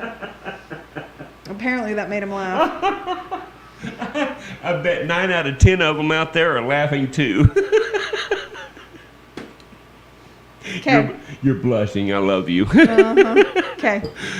No, my question was simply, what was that like for you, and what was the result? I mean, obviously, we can look and see what the long term or longer term of squirrel result. Squirrel. What the longer term of result of that interaction was, but what was that immediate result of that exposure to you? Lack of fear. Explain. Lack of fear. Lack of fear. How was that the result? So I just kind of was floundering, okay? And Yes, we do, Tiffany. Yes, we do. I just kind of felt like I was floundering and I was grasping and reaching and trying to find this whatever. So you were scared before, but yeah, then not scared then. yeah, Okay. that's how I would describe it. But when you ask, I don't have anything to compare it to. Kind of like when people talk about what it was like growing up with their brother or their sister. Well, I'm an only child. I cannot imagine what that would. I can see what my kids are experiencing, but to actually grow up with somebody. I mean, you were pretty much an only child because you grew up with siblings so much older than you. Right. It wasn't like socially on your level. And so I see that with our children, but I can't tell you what it was like. So I don't have anything to compare it to other than I know that I kind of checked into a multitude of different options for a path, and none of them really stuck. Okay. You know what I'm saying? Like, none of them really fit. But I also grew up with, put the fear of God in you. Oh, yeah. Yeah. And one day it hit me like, why would I want to believe in something that I'm expected to be that scared of? Right. Like I don't want to believe in something out of fear. Right. And so then when I'm learning and developing the path that I'm on now, because mine's a little different from yours. Yeah. Not much, but it's slightly different. Yeah. I mean, big picture, it's basically the same, but there's little but that's okay. minute differences. But the path that I am on now, it's like I find it very comforting, the thought that, hey, my grandma's around, my grandpa's around, I can ask them for guidance or wisdom about something. I find peace in that. Right. But yeah, I would say it's lack of fear is what I experienced. Cool. And just this kind of like, oh, finally. So like it just clicked with you. Kind of like you got a loose tooth, and then it's finally gone. And it's like, well, that was a really bad analogy, but you know what I mean. Right. Yeah, that's how I would describe it. That kind of almost relief. Yes. So, yeah. Yes, like an asthmatic needing an inhaler. When you get that albuterol, I can breathe again. Yeah, that was a bad analogy too.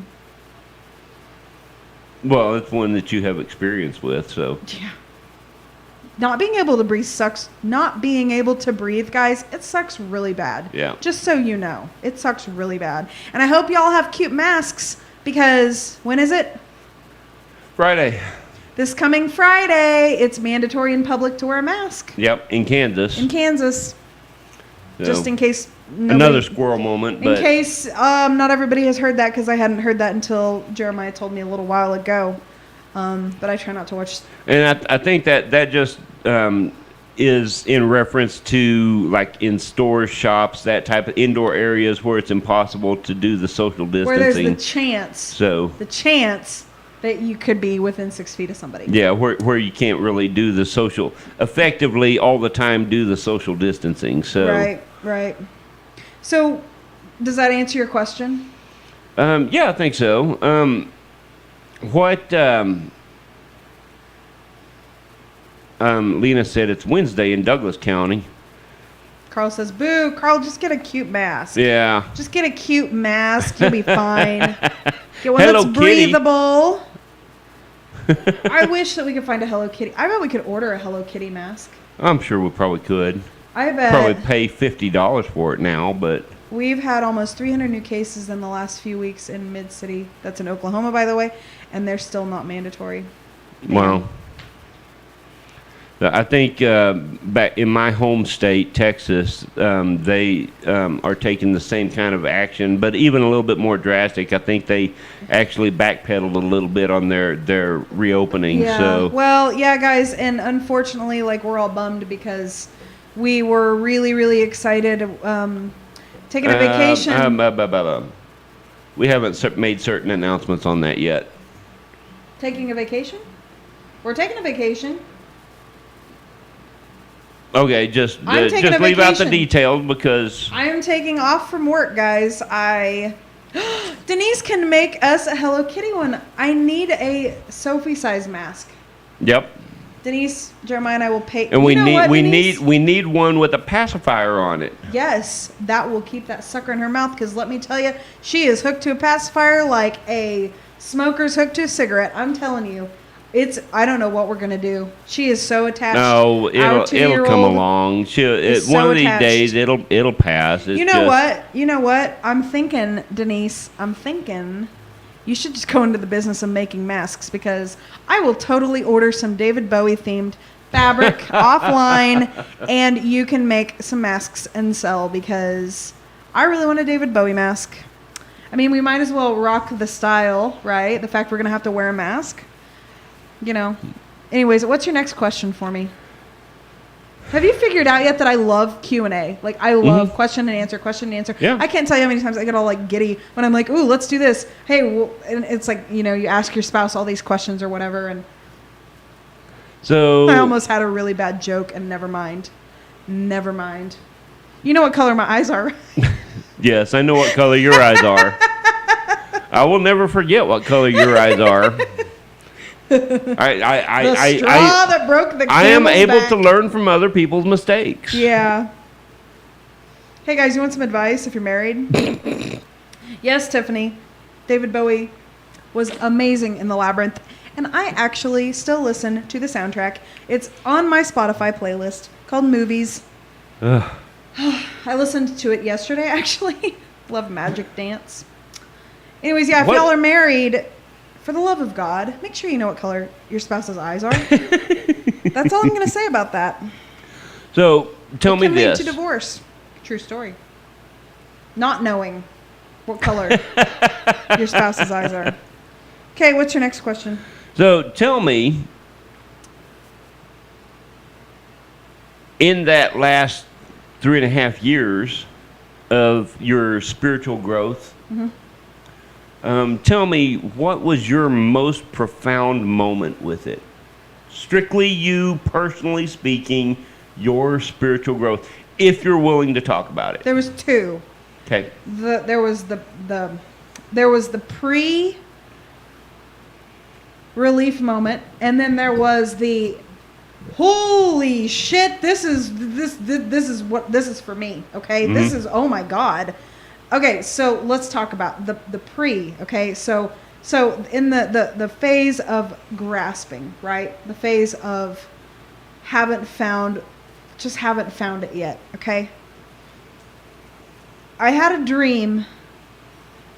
Ironically enough, that dream happened not long before I met you. Remember this dream? Guys, I had this very vivid dream, and I mean, I woke up like actually, hold on, let me tell you about the dream. So I felt like I was there, and I felt like it was reality and really happening. And this is going to sound weird, but there was this gigantic copper sphere. Mm-hmm. Big fucking thing. And I was standing in front of it. And I remember, like, I walked into this, like, I went in it. Yeah. And, I mean, I woke up, and it woke me up. And, I mean, I was like, is hyper awake a word? Hyper awake? Yeah, like, I don't know if there's a hyper word. Hyper alert? Like, I don't know if there's, like, a word I'm trying to say. But that dream, it was like, that dream happened, and then I watched the movie where I learned about the 11/11 thing. Mm-hmm. And just all these synchronicities started happening. But that first was this dream that it was whatever the big fucking copper sphere thing was that I went in. Yeah. I was a different person when I woke up from that dream. It's like I had this sense that something was coming. I was kind of unsettled, like, what the fuck is happening? What is this? Something's off. Something's missing. Something's coming. Something's gonna happen. You know that moment, or you know that feeling you can experience that you just, yeah, hyper aware. Thank you, Essie. Drink time. Oh my god. Anyways, that's why I did the hat tip to him a while ago. I caught that. I didn't even have to look to see who it was. Actually, I thought it might be Lena. I was like, it's Lena or Carl. Anyways, but you know that sensation when you just feel like, well, I don't know if anybody watching, that's not true. I'm sure Esty and Lena and Denise and whoever else is watching probably do experience this. The whole, like, you just kind of have that unsettled feeling like something is coming. Something is going to change. You know, Lena has kind of described it like, you know, like if there's going to be an earthquake or something, a major event. If you lean back too much further, you're going to be off camera. Just saying. You know, like you... Or at least lean back into your left. So. Sounds like a song from the 90s. Lean back into your left. Okay. Anyways. But yeah, it's kind of like you just know that there's something that's coming. And I don't know if that's a psychic thing or if that's just a human experience thing. Sometimes I talk like I'm not a human. I feel like sometimes the way that I speak, it would kind of make somebody like question, like, well, you do. I actually had a lady, guys. I actually had a lady the other day.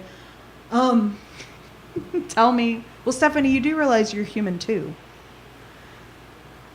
That lightning is about to strike feeling I posted about a couple weeks back. Oh, well, Esty, then we're on the same page because yes. So I experienced that moment, and actually, there's three moments. There's three big ones.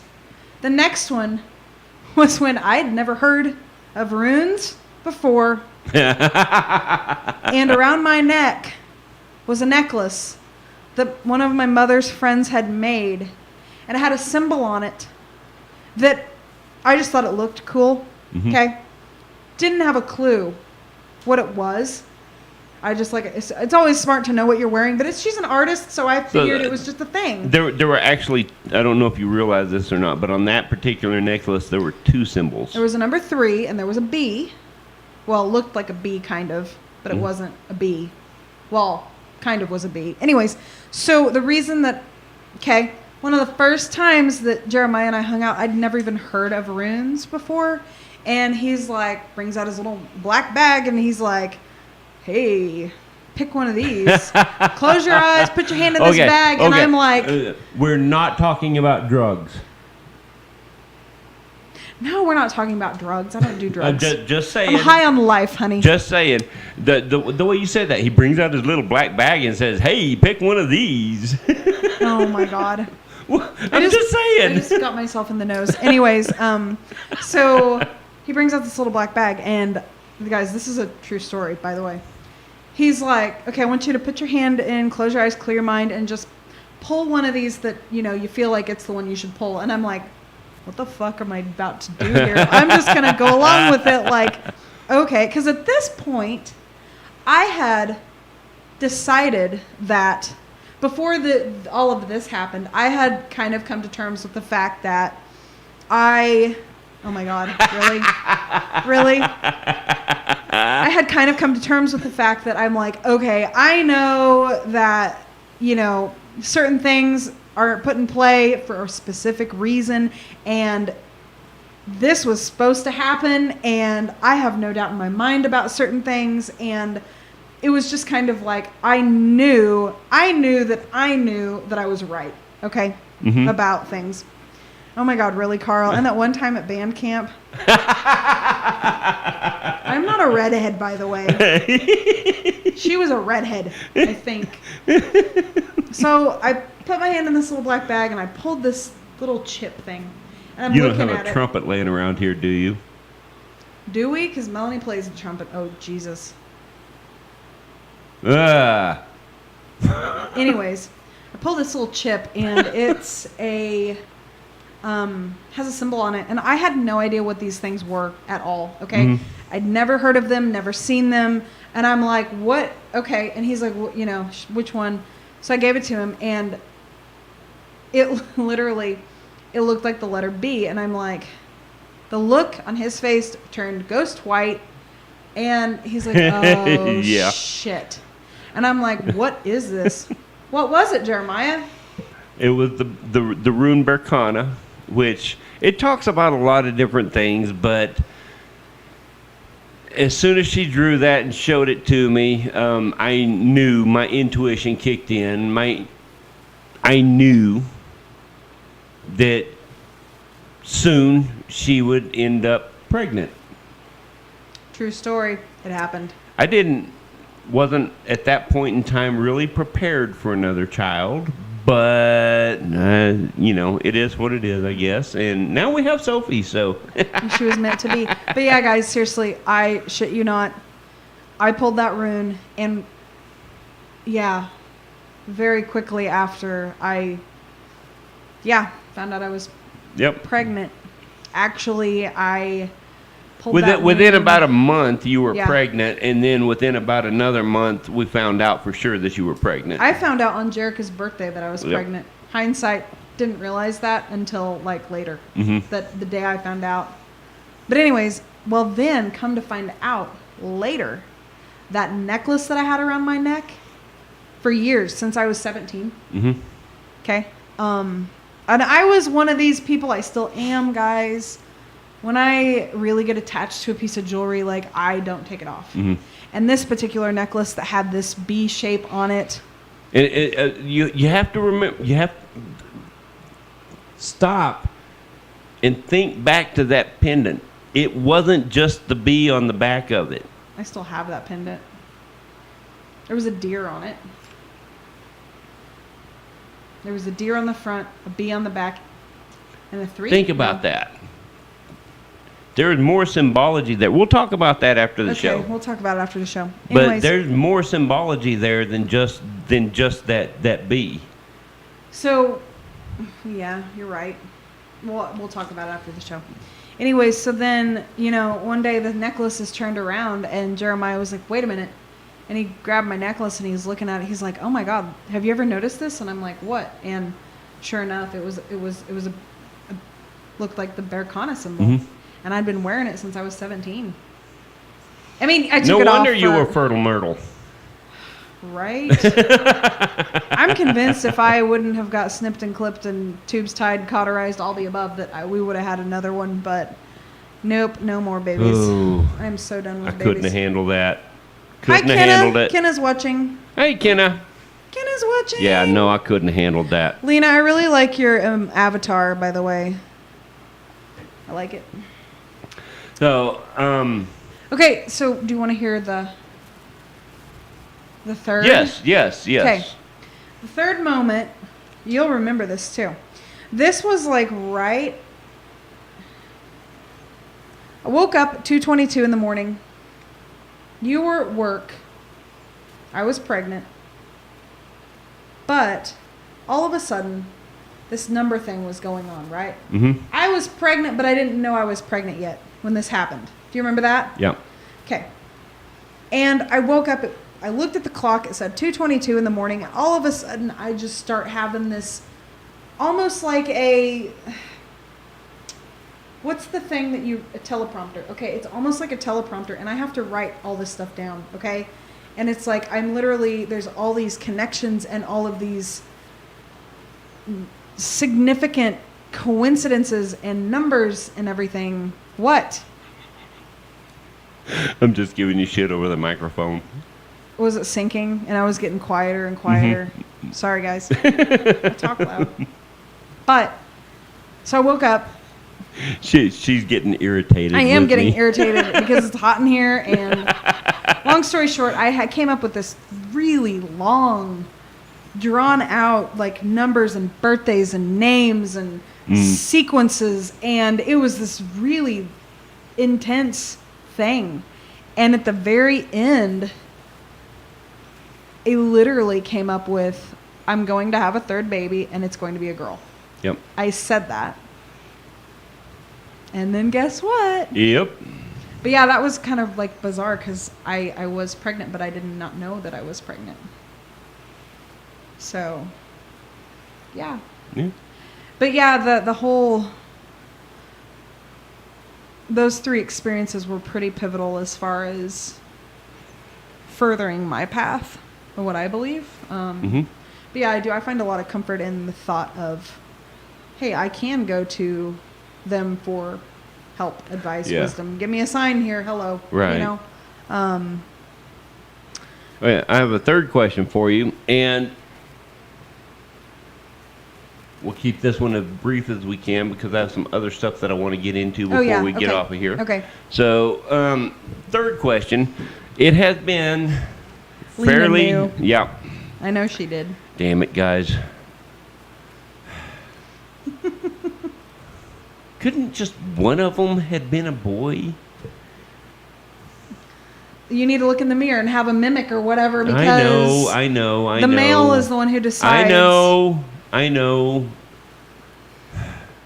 I'm not psychic. Yeah, all my kids are named exactly what I wanted them to be named because I knew what they were going to be before I had them. Just saying. Go ahead. What's your third question? Okay. So it's been fairly well established, just through our and guys in the viewers out there, I apologize. Some of this is gonna lack a little bit of context for you, but I'm gonna give her the freedom to go into whatever context she wants to. So, but it has been fairly well established that you are very naturally talented with manifesting. No, yeah, it is. Okay. Oh, Jesus, yes, it is. Hold on, I have to go back because I just remembered something I didn't get to earlier. Okay. With the black table at my mom's. Okay. So, guys, I literally saw this black round table, and it would be perfect for like a patio or a deck. And it was short and metal and black, and it was in her garage. And I literally thought, I want that. I really want that. Well, then my mom flashed forward after I went through the totes and everything. And I was getting ready to go get in the Traverse. And she said, hey, there's a black table in the garage. If you want it, you can have it. And I'm like, oh, yes. Thank you. I'm like, actually, I do want it. Kind of like her sunglasses. Right? My mom had a pair of sunglasses on. And I'm like, I really want those sunglasses. And I knew I would get them, right? Anyways, so the first time I asked for them, the answer was no. And I got the backup pair of sunglasses, which were aviators, and they were Ray-Bans. And I just don't look right in Ray-Bans. And I don't look right in aviators. Okay, I just don't.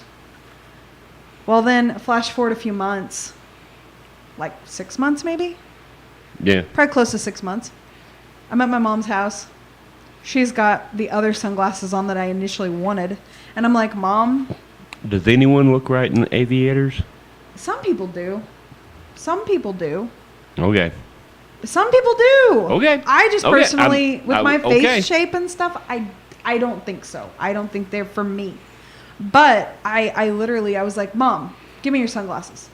She's like, well, I already gave you the aviators. I said, I didn't want the aviators. I want the ones on your face. She was like, okay. And so I'm relentless, guys. Like, I don't know. Those of you who don't know me, I'm relentless when there's something that I want. Kenna says she does look good in aviators. I don't doubt Kenna that. does look good. I don't doubt Kenna that. looks good in anything. So, Kenna, you're like so pretty, and you do not look your age. She does not look her age. Carl looks good in aviators. You'd probably look good in aviators. no. That's a matter No. of your opinion, and that doesn't mean it's right. I mean, in your mind it is, but... Anyway, so yeah, just saying. Yes, I just have this really weird tendency, ever since I can remember. It's the difference in hoping, begging, and knowing. Mm-hmm. It's all about intention. Right. What's your question? Repeat. Oh, Jesus. I have done quite well tonight. Oh, Jesus. Kenna, that's not sweet of me. That's the honest to God's truth, because I'm a Sagittarius. I don't lie, okay? She said that's sweet of you. I don't. Do I lie? I don't No. have. I have the fucking memory of a goldfish. I can't lie because I don't ever remember what I say. And if you lie, you have to remember what you say. So, question. So what was my question? I don't know. I don't. You got know. me off track I now. was talking about you were getting off on the idea of that manifestation. I think I was planning to ask something about how that has affected your growth, your spiritual growth. So, And remember, we need to keep it as brief as possible. Okay. Because we have other So stuff to your talk about specific too, question still. is, how has manifestation affected my spiritual growth? Especially given the context of your natural Ever since I was little. Like, ever since I was ability little. for manifestation. So, okay, for people watching, will you please elaborate on when you say manifestation, what are you talking about? Just in case somebody's watching and doesn't know what you're talking about. So manifestation is to is the ability to make a Desired outcome. to create a desired outcome from a mental wish, basically. I mean, that it's more complicated than that, and there's more eloquent ways to put it than that, but that's basically the basic bare bones of the idea. Okay. So back history, when I say ever since I was little, I could do this. Mm-hmm. Some people are going to say, oh, it's because you're an only child. Some people are going to say, oh, you were just spoiled. But I can't believe I'm going to admit this on our podcast, but every year I got exactly what I wanted for my birthday and for Christmas. Exactly. Okay. Okay? Now, to further okay. this, part of the things were, the initial answer was no. No. But I just kept thinking, no, I will have one. I will have this. Kind of like with the jobs that I've had. Mm-hmm. You know, because like I knew when I wanted that job, I would get that job and I would be working. It was like I projected it. Right. Projected myself. Right. When I wanted something negative to happen to somebody.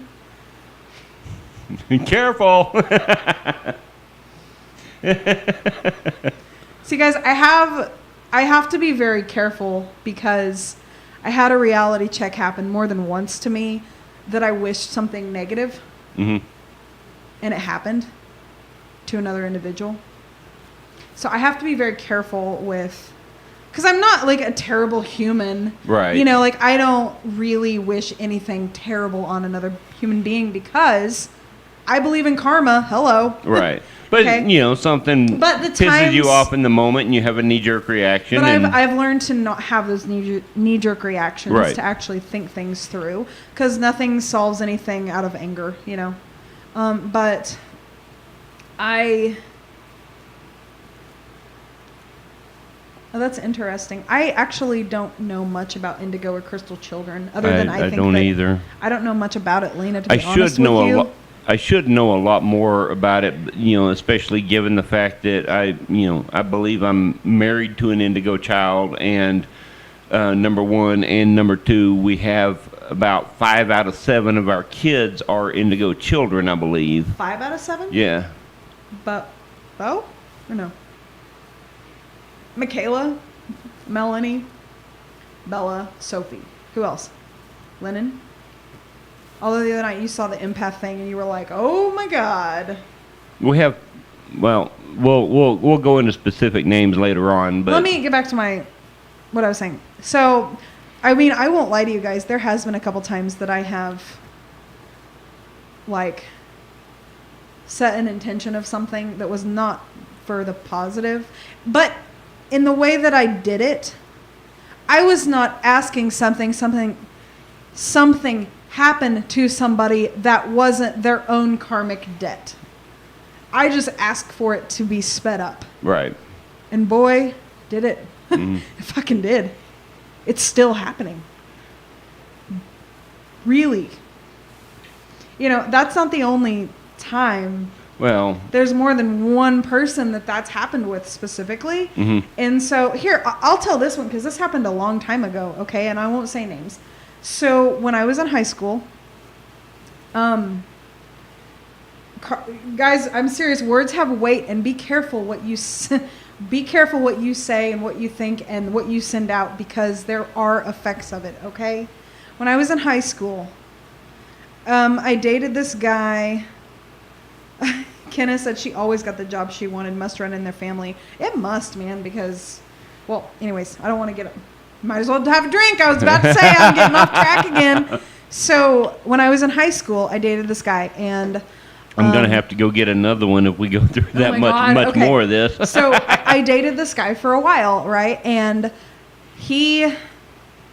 well, I'm not going to go into details for time's sake, but it ended, okay? Like, we broke up, all right? And when we broke up, he tried and tried and tried to get me to give him a second chance. And I don't do second chances. When it comes to stuff, well, in the circumstance of what happened, I'm like, no, you screwed up. You did something, but I put my foot down. There is no second chance for this. Right. Okay. And I do, guys. Like, there's not very many things, but there are a couple things that the person I'm with, there's just a couple things that I'm like, I don't think I could get past it. We don't have to go into what that is right now. But point being, that happened our junior year. Okay, we dated like the whole junior year and the beginning of senior year, right? Not all of junior year, but most of 11th grade and like half of, well, first part of senior year. And then it ended. And it ended in a terrible way, okay? Well, like, almost the last day of high school, I went up to him and I said, hey, I just want to wish you luck in the future. I hope that good luck with everything in your life, because God, you never know who you're going to see after you graduate and who you're never going to see again, right? And I mean, I didn't want to leave, I didn't want to graduate and like leave that like unsettled, because I don't like icky feelings. I don't like confrontation, even though I will be confrontational if I have to. I don't like to do it. Well, when kids are involved. Anyways, oh, okay. Just keep answering. Okay, so Jeremiah will be right right back, back. He has to go get another beer because I'm still rambling. Anyways, sorry. So, God damn it. You're fine. Just keep I going. just got to keep talking. Okay, so last day or almost last day of senior year, this kid that I told him, I'm like, just good luck, basically, in the future. And he looked at me and he said, well, I hope you get in a car wreck and die. And I was like really hurt by this because I'm like, you know, how could you wish that on somebody, right? Well, guys, we graduated. Well, that June, it was either that June or that July following senior year. I'm sorry, I apologize. I can't remember if it was June or July. I get a phone call from a mutual friend that he had and that I had, informing me that him and some of his friends were on the road to drive to, I believe, Kansas City to go see a concert. And he was driving and he fell asleep at the wheel and he crashed and he ended up with permanent brain damage from it. And when my friend, you know, told me this, I said, holy crap. Do you remember last day or almost last day, he told me that he hoped that I got in a car wreck and died. And literally then, you know, like within a couple months of him saying that, he himself got in a car wreck and almost died. Like, it's just, you guys have to be careful what intention you send out, because your words do have weight and they do affect things. And you know, it's simple. It's like, well, it's not simple. It's like, you know, just the simplest thing, you know, you have the ability to, you know, be positive or negative, because the universe and energy it's neutral. So it's not automatically positive or negative. So you have a choice every time you think something, say something, respond to something. You have a choice on how you're going to handle that. And I just would be encouraging of be very mindful of your words, because your intention is everything. Intention is everything. And like I said, I had a wake up call, man, when I set an intention, I sent something out into the universe and the results happened like same day, and it wasn't positive, and I took a back seat to my own, kind of freaked me out a little bit, and I kind of think it was a little bit of a setback with my progress and my own spirituality, because it kind of freaked me out. Like, oh my God, like I just asked for this to happen and holy shit, it happened.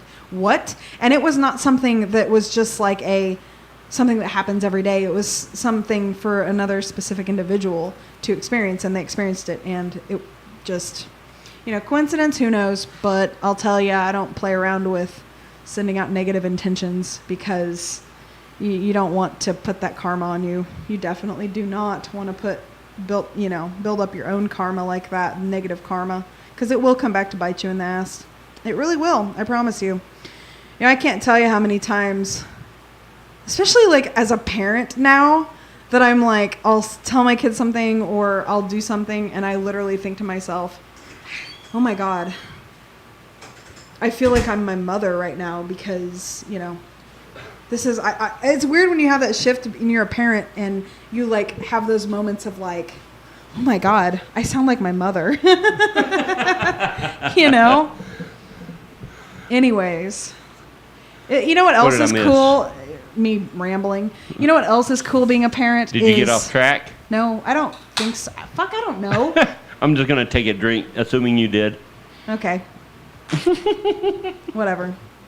I love you. Whatever. I love how that's your go-to.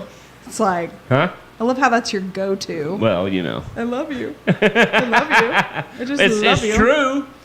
Yeah, I know. And it gets me out of the doghouse. Oh, so. Jesus. I'm going to remember that. I'm going to write it down. Take a picture of it. It'll last longer. You know, I saw a license plate today. And I still cannot figure out what the fuck it meant. It was one of those like personalized license plate, you know? I thought about it all day. Could not figure it out. So what? There was a customized license plate that I saw today. I always like to try to figure out what it means, you know? Okay. No clue. What did it say? D-G. Hang on.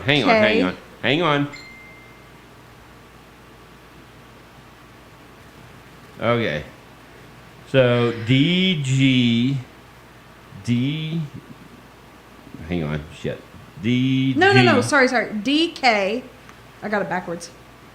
DK. DGS. DGS. Yes. DK DGS. No clue what the fuck that's supposed to mean. I don't know. Something dogs. That's what I thought, but I don't know. Maybe it's a dozen dogs or something. Maybe they're a dog breeder. I don't know. Oh no. Huh. Anyways. So yeah, I was just talking about how this guy that when I dated him in high school and I wished him luck, he wished me to get in a car wreck and die, and then like a couple months later he got in a car wreck and almost died and had permanent brain damage from it. Right. Okay, and I'm just talking about how, your words have weight and intention is everything, and be careful what you send out. Right. Because it will have an impact. Kind of like we kind of did, like when I was pregnant, Jeremiah and I did this like working thing where we took specific individuals that we felt like could be a threatening or cause negative outcomes for us or our kiddos, and we did this, we'll call it a working, and Jeremiah warned me beforehand. He said, I'm just going to warn you, what we're about to do will what? Don't care, don't give a shit. About what? The license plate. Oh, Carl, it's the little things, man. I hone in and focus on the little things that catch my attention. That was me getting off track, so I'll take a double drink for that one. Oh, my God. Oh, my God. Anyways.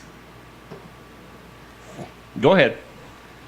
The working that we did when you were pregnant. The working that we did. Mm-hmm. It was a protective spell. Yeah, it was a protective thing. And you told me beforehand, you said, now I want you to understand that every person that is included in this, the energy we're sending out, it's going to affect them one way or another. It might be a week, it might be 3 months, but just know these people might pop up because there is going to be a shift for these people.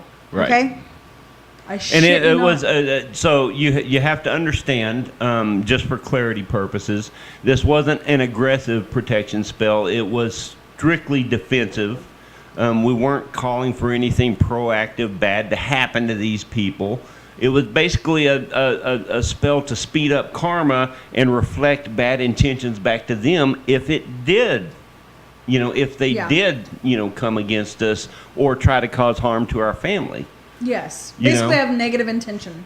But a lot of times there are energies that can play out with workings like that can actually, it sends ripples out through the quote unquote magical world that will it's like almost like a beacon or a red flag, Boop, boop, boop. Yeah. It will sometimes especially for people that have a big grudge against you, something like that can actually put you back on their radar. So you need to be prepared for that energy if it comes about. Go ahead. Okay.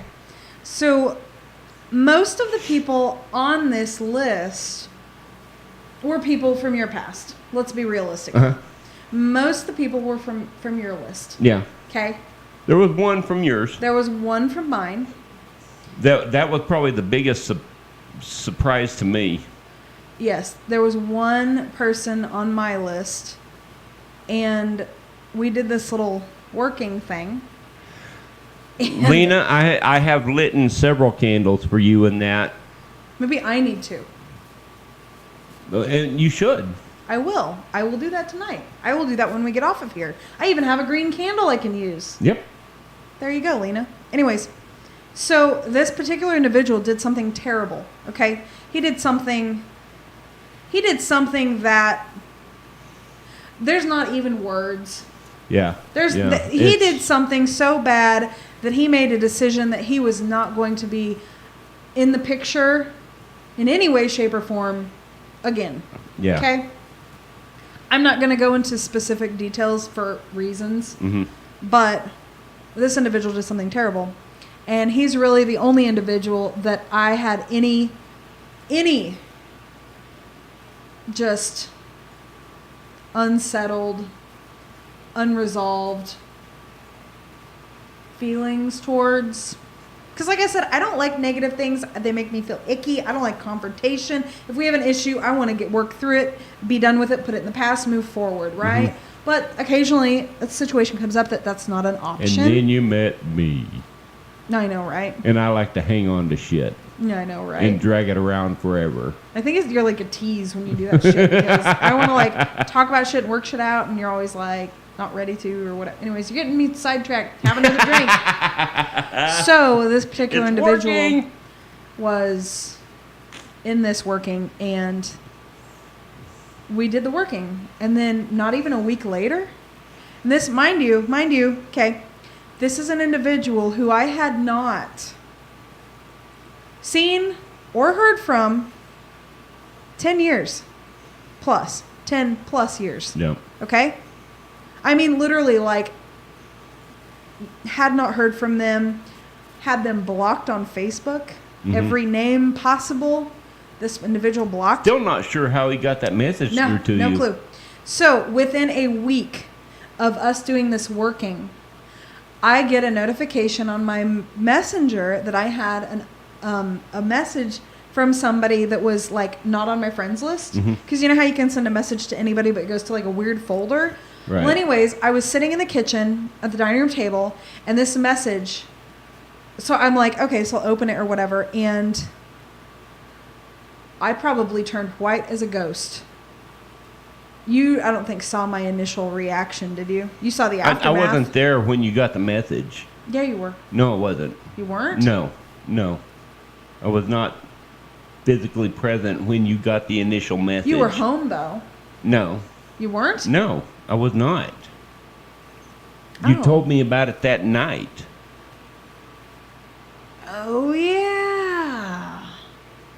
That's right. I forgot about that. Anyways, so I get this like long apology from this individual. And I mean, I'm like white as a ghost, like freaking out because this individual should not have been able to send me a message at all. Like not at all. Okay. And I even like went back and checked, and yes, that person is blocked, still blocked. How the fuck did he send me a message? Right. And I read it, and it was like instant like panic, right? But but anyways, that just goes to show you, I mean, come on, coincidence or the working? I mean, you know, it was over 10 years. It really was. After 10 years.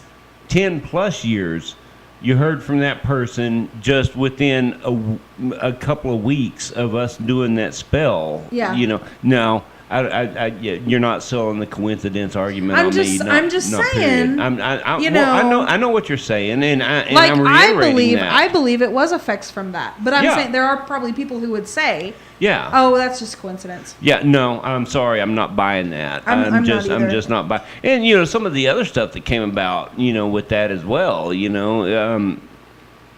because, well, just that I won't go into specific detail, but there were a lot of other things that came out of that I believe were at least an indirect, I won't say consequence, that's not the right word, that implies something negative, and overall it was very positive effects, but it was a lot of different things that I believe were energetically a very positive effect of that spell. Even the stuff that on the surface was not positive. Right. You know? Right. When you dig down deeper, it does. Well, let me tell you something. You know, there were positive consequences to the other stuff. Right. Well, let me tell you something. I don't even know if I told you this or you were aware of this, but since you and I have been together, okay, one of the kids, okay, well, one of the girls, told me that they hated a certain individual that was part of this working, okay, that we included hated that person so bad and wanted them out of her life that she found a picture of them, lit it on fire, and wished them to go away.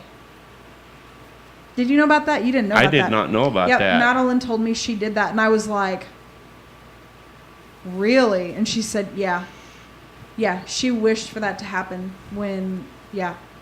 And guys, we've never instilled anything like that in our kids. Because like this working that we're talking about, like we did not do it with kids present. No, they weren't involved in that. No, it's very much age appropriate for what we introduce to our kids. We need to get that actually concerns me a little bit. She did. She was mad and she wanted him out of her life, and so I completely understand all of that. Hold on, I'm wrong. She didn't find a picture of him. She wrote his name down. And she burned it. She got a lighter and she said she burned it, hoping that he would be gone. So yeah, we need to start some education with all the kids, just because. Yeah. Well, they don't even fully understand what we. No, and that's okay. But they're learning and they want to learn more, and we just need to start that education with them because that they're all very well gifted. Yeah. In various aspects. I mean, I'm sorry. I don't think we should just turn that loose on the world without some sort of training and restriction or restraint, Just saying. That would be bad of us. Yeah. And the other crappy part about having like those little deja vu moments, but they're not deja vu because they're like premonitions or whatever, is when you have them of stuff to come that you don't want to see. Yeah. That you don't. It's stuff you don't want to happen. Right. And sometimes it's not even necessarily that you don't want it to happen. It's just, you hope holy for shit, if that does happen, it's, things are getting bad for someone somewhere. Yeah. Yes, I know. Well, we should probably wrap up me yakking and getting off track. Yeah, getting off track. So this was fun. There are a few things that I want to talk about before we get off the air here. To be yakking. So, we've been talking about this for a few weeks, and I want to get this out there to you guys. I will have a splat. I will have a T-shirt design, actually several different T-shirt designs, ready to announce to you guys very soon, within the next couple or 3 days. I'm really excited about that. But there is something that I need from you guys. So we're going to talk about a couple of different contests here. He said drink first. You got it. Ask and you shall receive. Look, Carl. Look, You're Carl, manifesting. You're manifesting. So, a couple of different things that I need from you guys, okay? Everyone that sees this video, first off, share it, like it, subscribe, follow, like, whatever it is on the platform that you're watching. You're drunk. Your eyes start to get really heavy when you're drunk. And your eyelids are getting really heavy. I'm not drunk, but I'm a little tipsy. That's okay. It's your night off. Huh? It's your night off. Yeah. Go ahead. So, make sure that whatever it is on the platform you're watching, whether it's Facebook, YouTube, Twitch, like, subscribe, follow, whatever it is that your platform allows for, and then share the video. And then when I come out with these T-shirt designs, at least the graphics for them, like and share those. Now, what else I need you to do? We need God, you're demanding. We need a slogan, because "Don't be afraid of the dark" just sounds way too cheesy. Well, that's like Nickelodeon on Saturday nights. The show "Don't Be Afraid of the Dark." Remember that show? Never heard of it. Oh yeah. Well, I'm older than you. Remember that? I know you are. Oh, whatever. God. I know you are. Hey, I'm telling you, it's always better to. Now you're getting me back. I'm good at that. So, God. I'm off track. I'll drink. To that. I feel like a country song coming on. So, I just every time I say it, I cringe a little bit. What? Don't be afraid of the dark. Oh yeah, it's like, oh my God, how cheesy. So we need help coming up with a new slogan.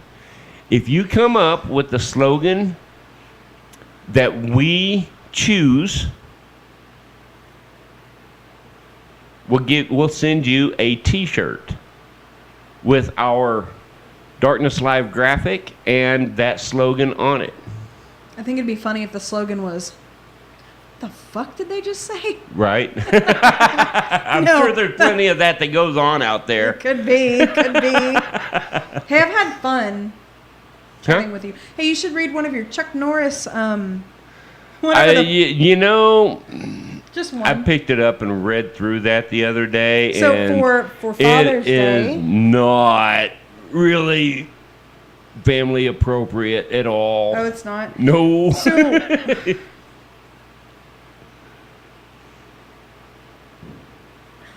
what was that? fireworks. Oh, okay. Tis the time of the year. Yes. Yeah, okay, all the 4 of these that I've just noticed are not appropriate. This one's actually No, it's well, guys, I got that would put us victims of cancel culture in a hurry. Well, you should at least show them the book. So this is one of the things Jeremiah got for Father's Day. You're gonna have because to get closer. I love telling Chuck Norris jokes. Yeah. So she got me this, and they're funny, but wow. They're a little raunchy and crude, and I'm sure Chuck Norris is probably laughing at them too. So. Yeah. Right. Anyway, okay. I think you need to go to bed. Freddy Krueger has nightmares about Chuck Norris. There was one that was decent. I mean, at least not. Just family friendly. Yeah. For the most part. Okay, so there's that. We need a new slogan. I need something from everybody. I'm going to be demanding for a change. Okay. Will you guys please message me, or Jeremiah, one of us, please message us some, like, really good, like, movies to watch, because horror movies, please. Because I'm, like, really burnt out on me saying I'm burnt out on movies. But, like, I just need some new, a new mix of movies to watch, whether they're on Netflix, whether they're on Amazon, whether we can rent them. I don't really care, other than I just would really like you guys to, Roth must be watching. Hey, Roth. Is he? What? I don't see him. Is he?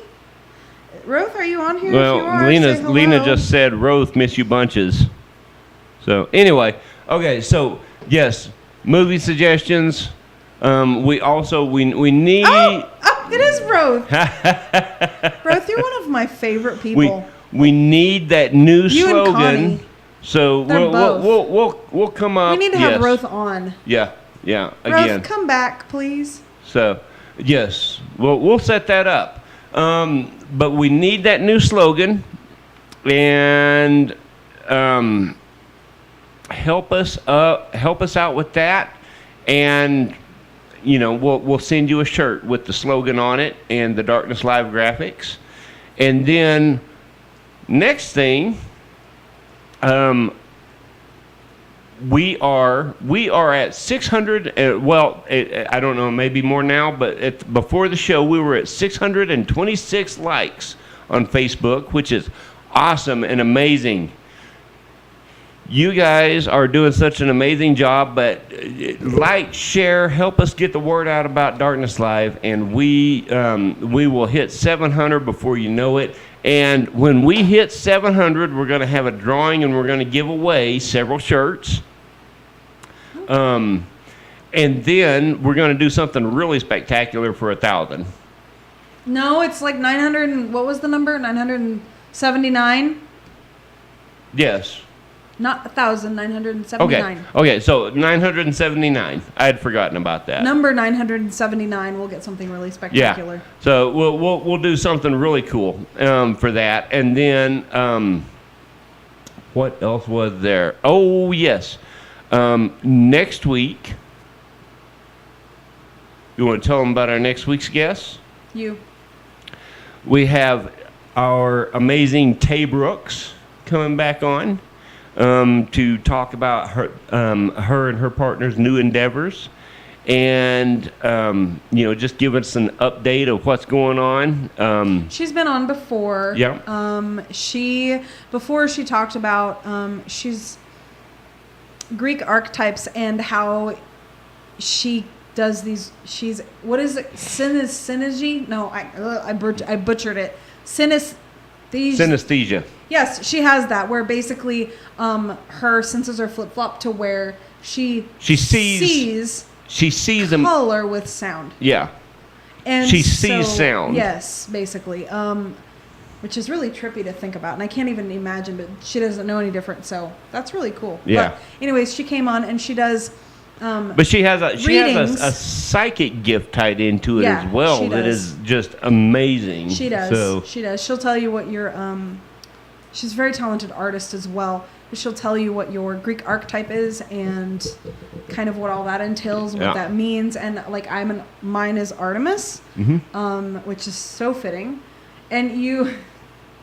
I can't remember You were Hephaestus. Yeah, you forged you were like the disfigured blacksmith or something. The sickly, crippled blacksmith. Yeah, but I made all the good shit for the other gods. Yeah, you did. So you did. You did. They wouldn't have been who they were without me. And actually, Tay also is an Artemis. And it's just really, and when we have her on, we will also, among her new things she's doing, we'll also have her briefly mention what she also does, because I'm sure there's people now who might not have watched it back then that would really, really find it super fascinating to have a reading with her.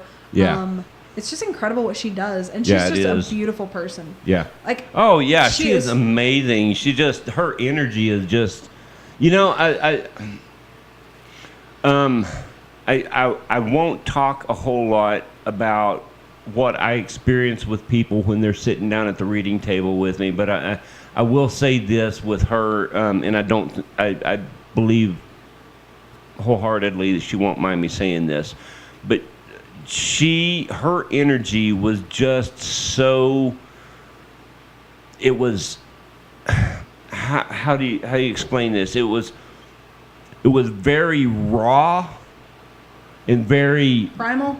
Very primal, but at the same time, there wasn't an ounce of ire in her. She had nothing but love for everyone and everything.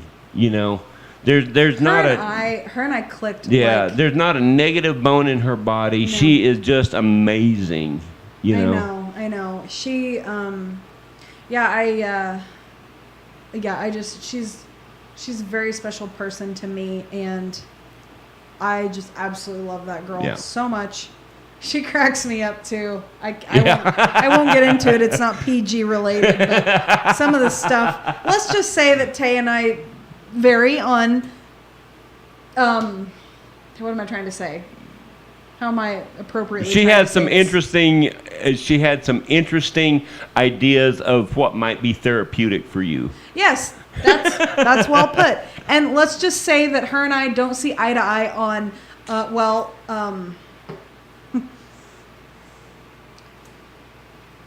don't even know what to say. I don't even know how to. Yeah.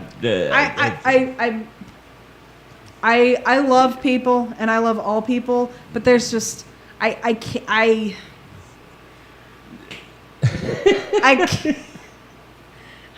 Sorry, this is going bad. Never mind.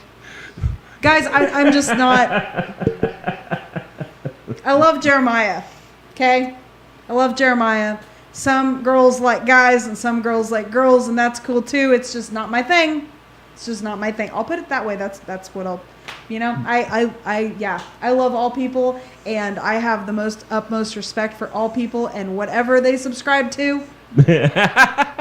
But me personally, I married Jeremiah, so I'm just gonna. Are you turning red and you're drunk? Oh my God.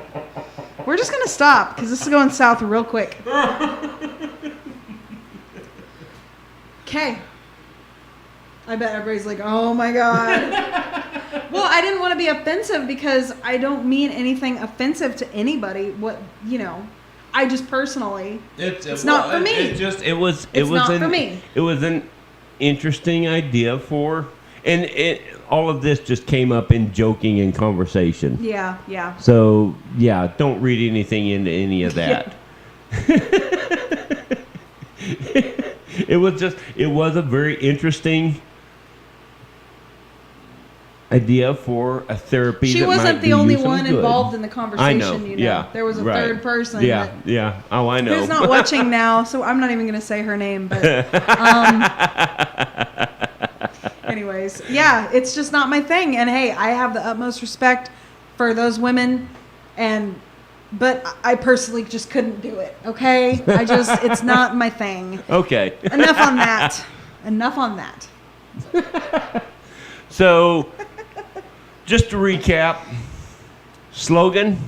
Either I'll put out a post tomorrow. 13 Ghosts is really good, by the way, Roth. About the slogan. I have seen that. I really enjoyed it. It is a good movie. It's a really, really good movie, actually. Really good movie.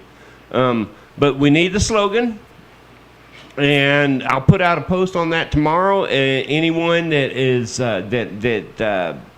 if you suggest the winning slogan, we'll send you a T-shirt. Holy shit! It's 9:30. Yep. So wrapping it up, we put a bow on it. We are getting very close to 700 likes. So if you guys share away, share the page, share the video, share the posts, and if somebody knows everything. If somebody does know a death doula, please let us know if they'd be interested in talking with us. That would be really fascinating. That would be cool. That would be really cool. Okay, you have anything else to say? Because we need the slogan. We need to get up to 700 likes, and then we'll do a drawing or something at that point. And we need to get the when we hit 979. Yeah. 979 likes, we'll do something really spectacular. And we have Tay Brooks on next week. And she is really cool. So you will not regret watching that show. Yeah. And, one more thing. The end of next month, the end of July, we have something really special coming up. It's going to be a lot of fun. It's not going to be anything very serious, but it's going to be a lot of fun. It might be somewhat reminiscent of tonight, but more people involved. And a lot more of this. You're crazy. All right, guys. So we're gonna do. I'll get the specifics announced in the coming week or two. But on July 31st and or August 1st, those are both days that we were scheduled to be out of town for the KC Paracon. But since that fell through and got canceled thanks to COVID, we will I'm not do thinking, something. I'm not going to thank COVID for anything. We will do something a lot of fun and very different. It's going to entail a lot of alcohol on one night, and it will entail a live ghost hunt on the next. It'll be fun. It will be a lot of fun. So stay tuned for the details on that. Yes, actually, that is the same weekend as Lunacid. Mm-hmm. Lunacid last year was when we set the intention to find the house that we are sitting in right now. Yep. We didn't know it existed, and then Lunacid happened, and we set our intention, and here we are. Manifestation? I think so. The 1st of August. Oh, I miss Ashley so much, Lena.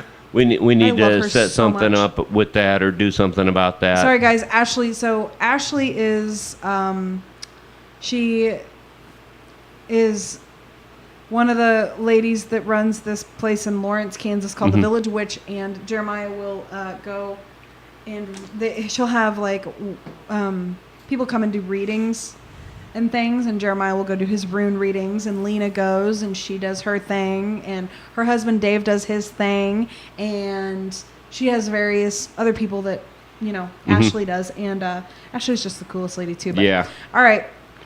So, yeah. but we'll have a lot of details. The two replying to Lena, she's asking if we're going to be at the Village Witch on August 1st, and the two are not necessarily mutually exclusive, but we won't be able to stay all day if we do go up there. Oh. She is the green goddess. Yes, that's right. Yes. Yes, she is Green Goddess. Okay. And her business partner is the Village Witch. Carrie? Yes. So, anyway, the two are the live investigation and being at the Village Witch are not necessarily mutually exclusive, but we're going to have to see how the details on that work out. So I can't promise yes one way or the other, Yet. but we will see. Yet. Okay. Expect details on that coming out in the next 1 to 2 weeks. Guys, sorry we went so long tonight because I had fun. And It was fun. It was didn't a good conversation, and it was a fun show. I didn't realize that we have been talking for that long. I didn't either, God, can you imagine what our honestly. children experience living with us? Huh? Can you imagine what our children experience living with us? Oh, poor kids. I know, right? Okay. On that note, you guys have a wonderful week. And let me say it. What the fuck did we just watch? Right. I'm just kidding. No, we will not be at Casey Meta. Unfortunately, well, I don't know. It's not entirely out of the question that we might go as a visitor for a day, but I don't know for sure on that. We will not be vending there this year because Maybe we can actually be patrons. yeah, we have to be very careful of our travel efforts. Yes. Right at this point in time because of work and what we do for work and This certain is sad potential face. restrictions that may be put in place on us or imposed on us because of that. It's not even that it's not even the matter of like you can't do this. It's if you do this, this is what happens. Right. Which They're not just being assholes. They're giving us the option, and they're not saying you're going to lose your job or anything like that. It's just if you do this, you're probably going to have to take a couple of weeks off that you can't afford. Yeah. I don't want to take a couple weeks off for that. No. So. I will not let COVID beat me. Right. Gotcha. So anyway, okay, we that's need to get kind off of here. It's like damn near my bedtime. Right. It's past your bedtime. What the hell are you talking about? I do have a pumpkin on my shirt. You're a lightweight. I do have I haven't even had a drink. I'm talking about bedtime. Oh yeah, guys, I do not stay up late at all. Damn day shifters. I know, right? You guys have a good night. Have a good night and good week, and we'll see you next join Monday us with next Tay. week with Tay. And in the meantime, until we find a better slogan, we'll see you in July. Don't be afraid of the dark. I liked we'll see you in July better. Okay. Bye, guys. Thank you.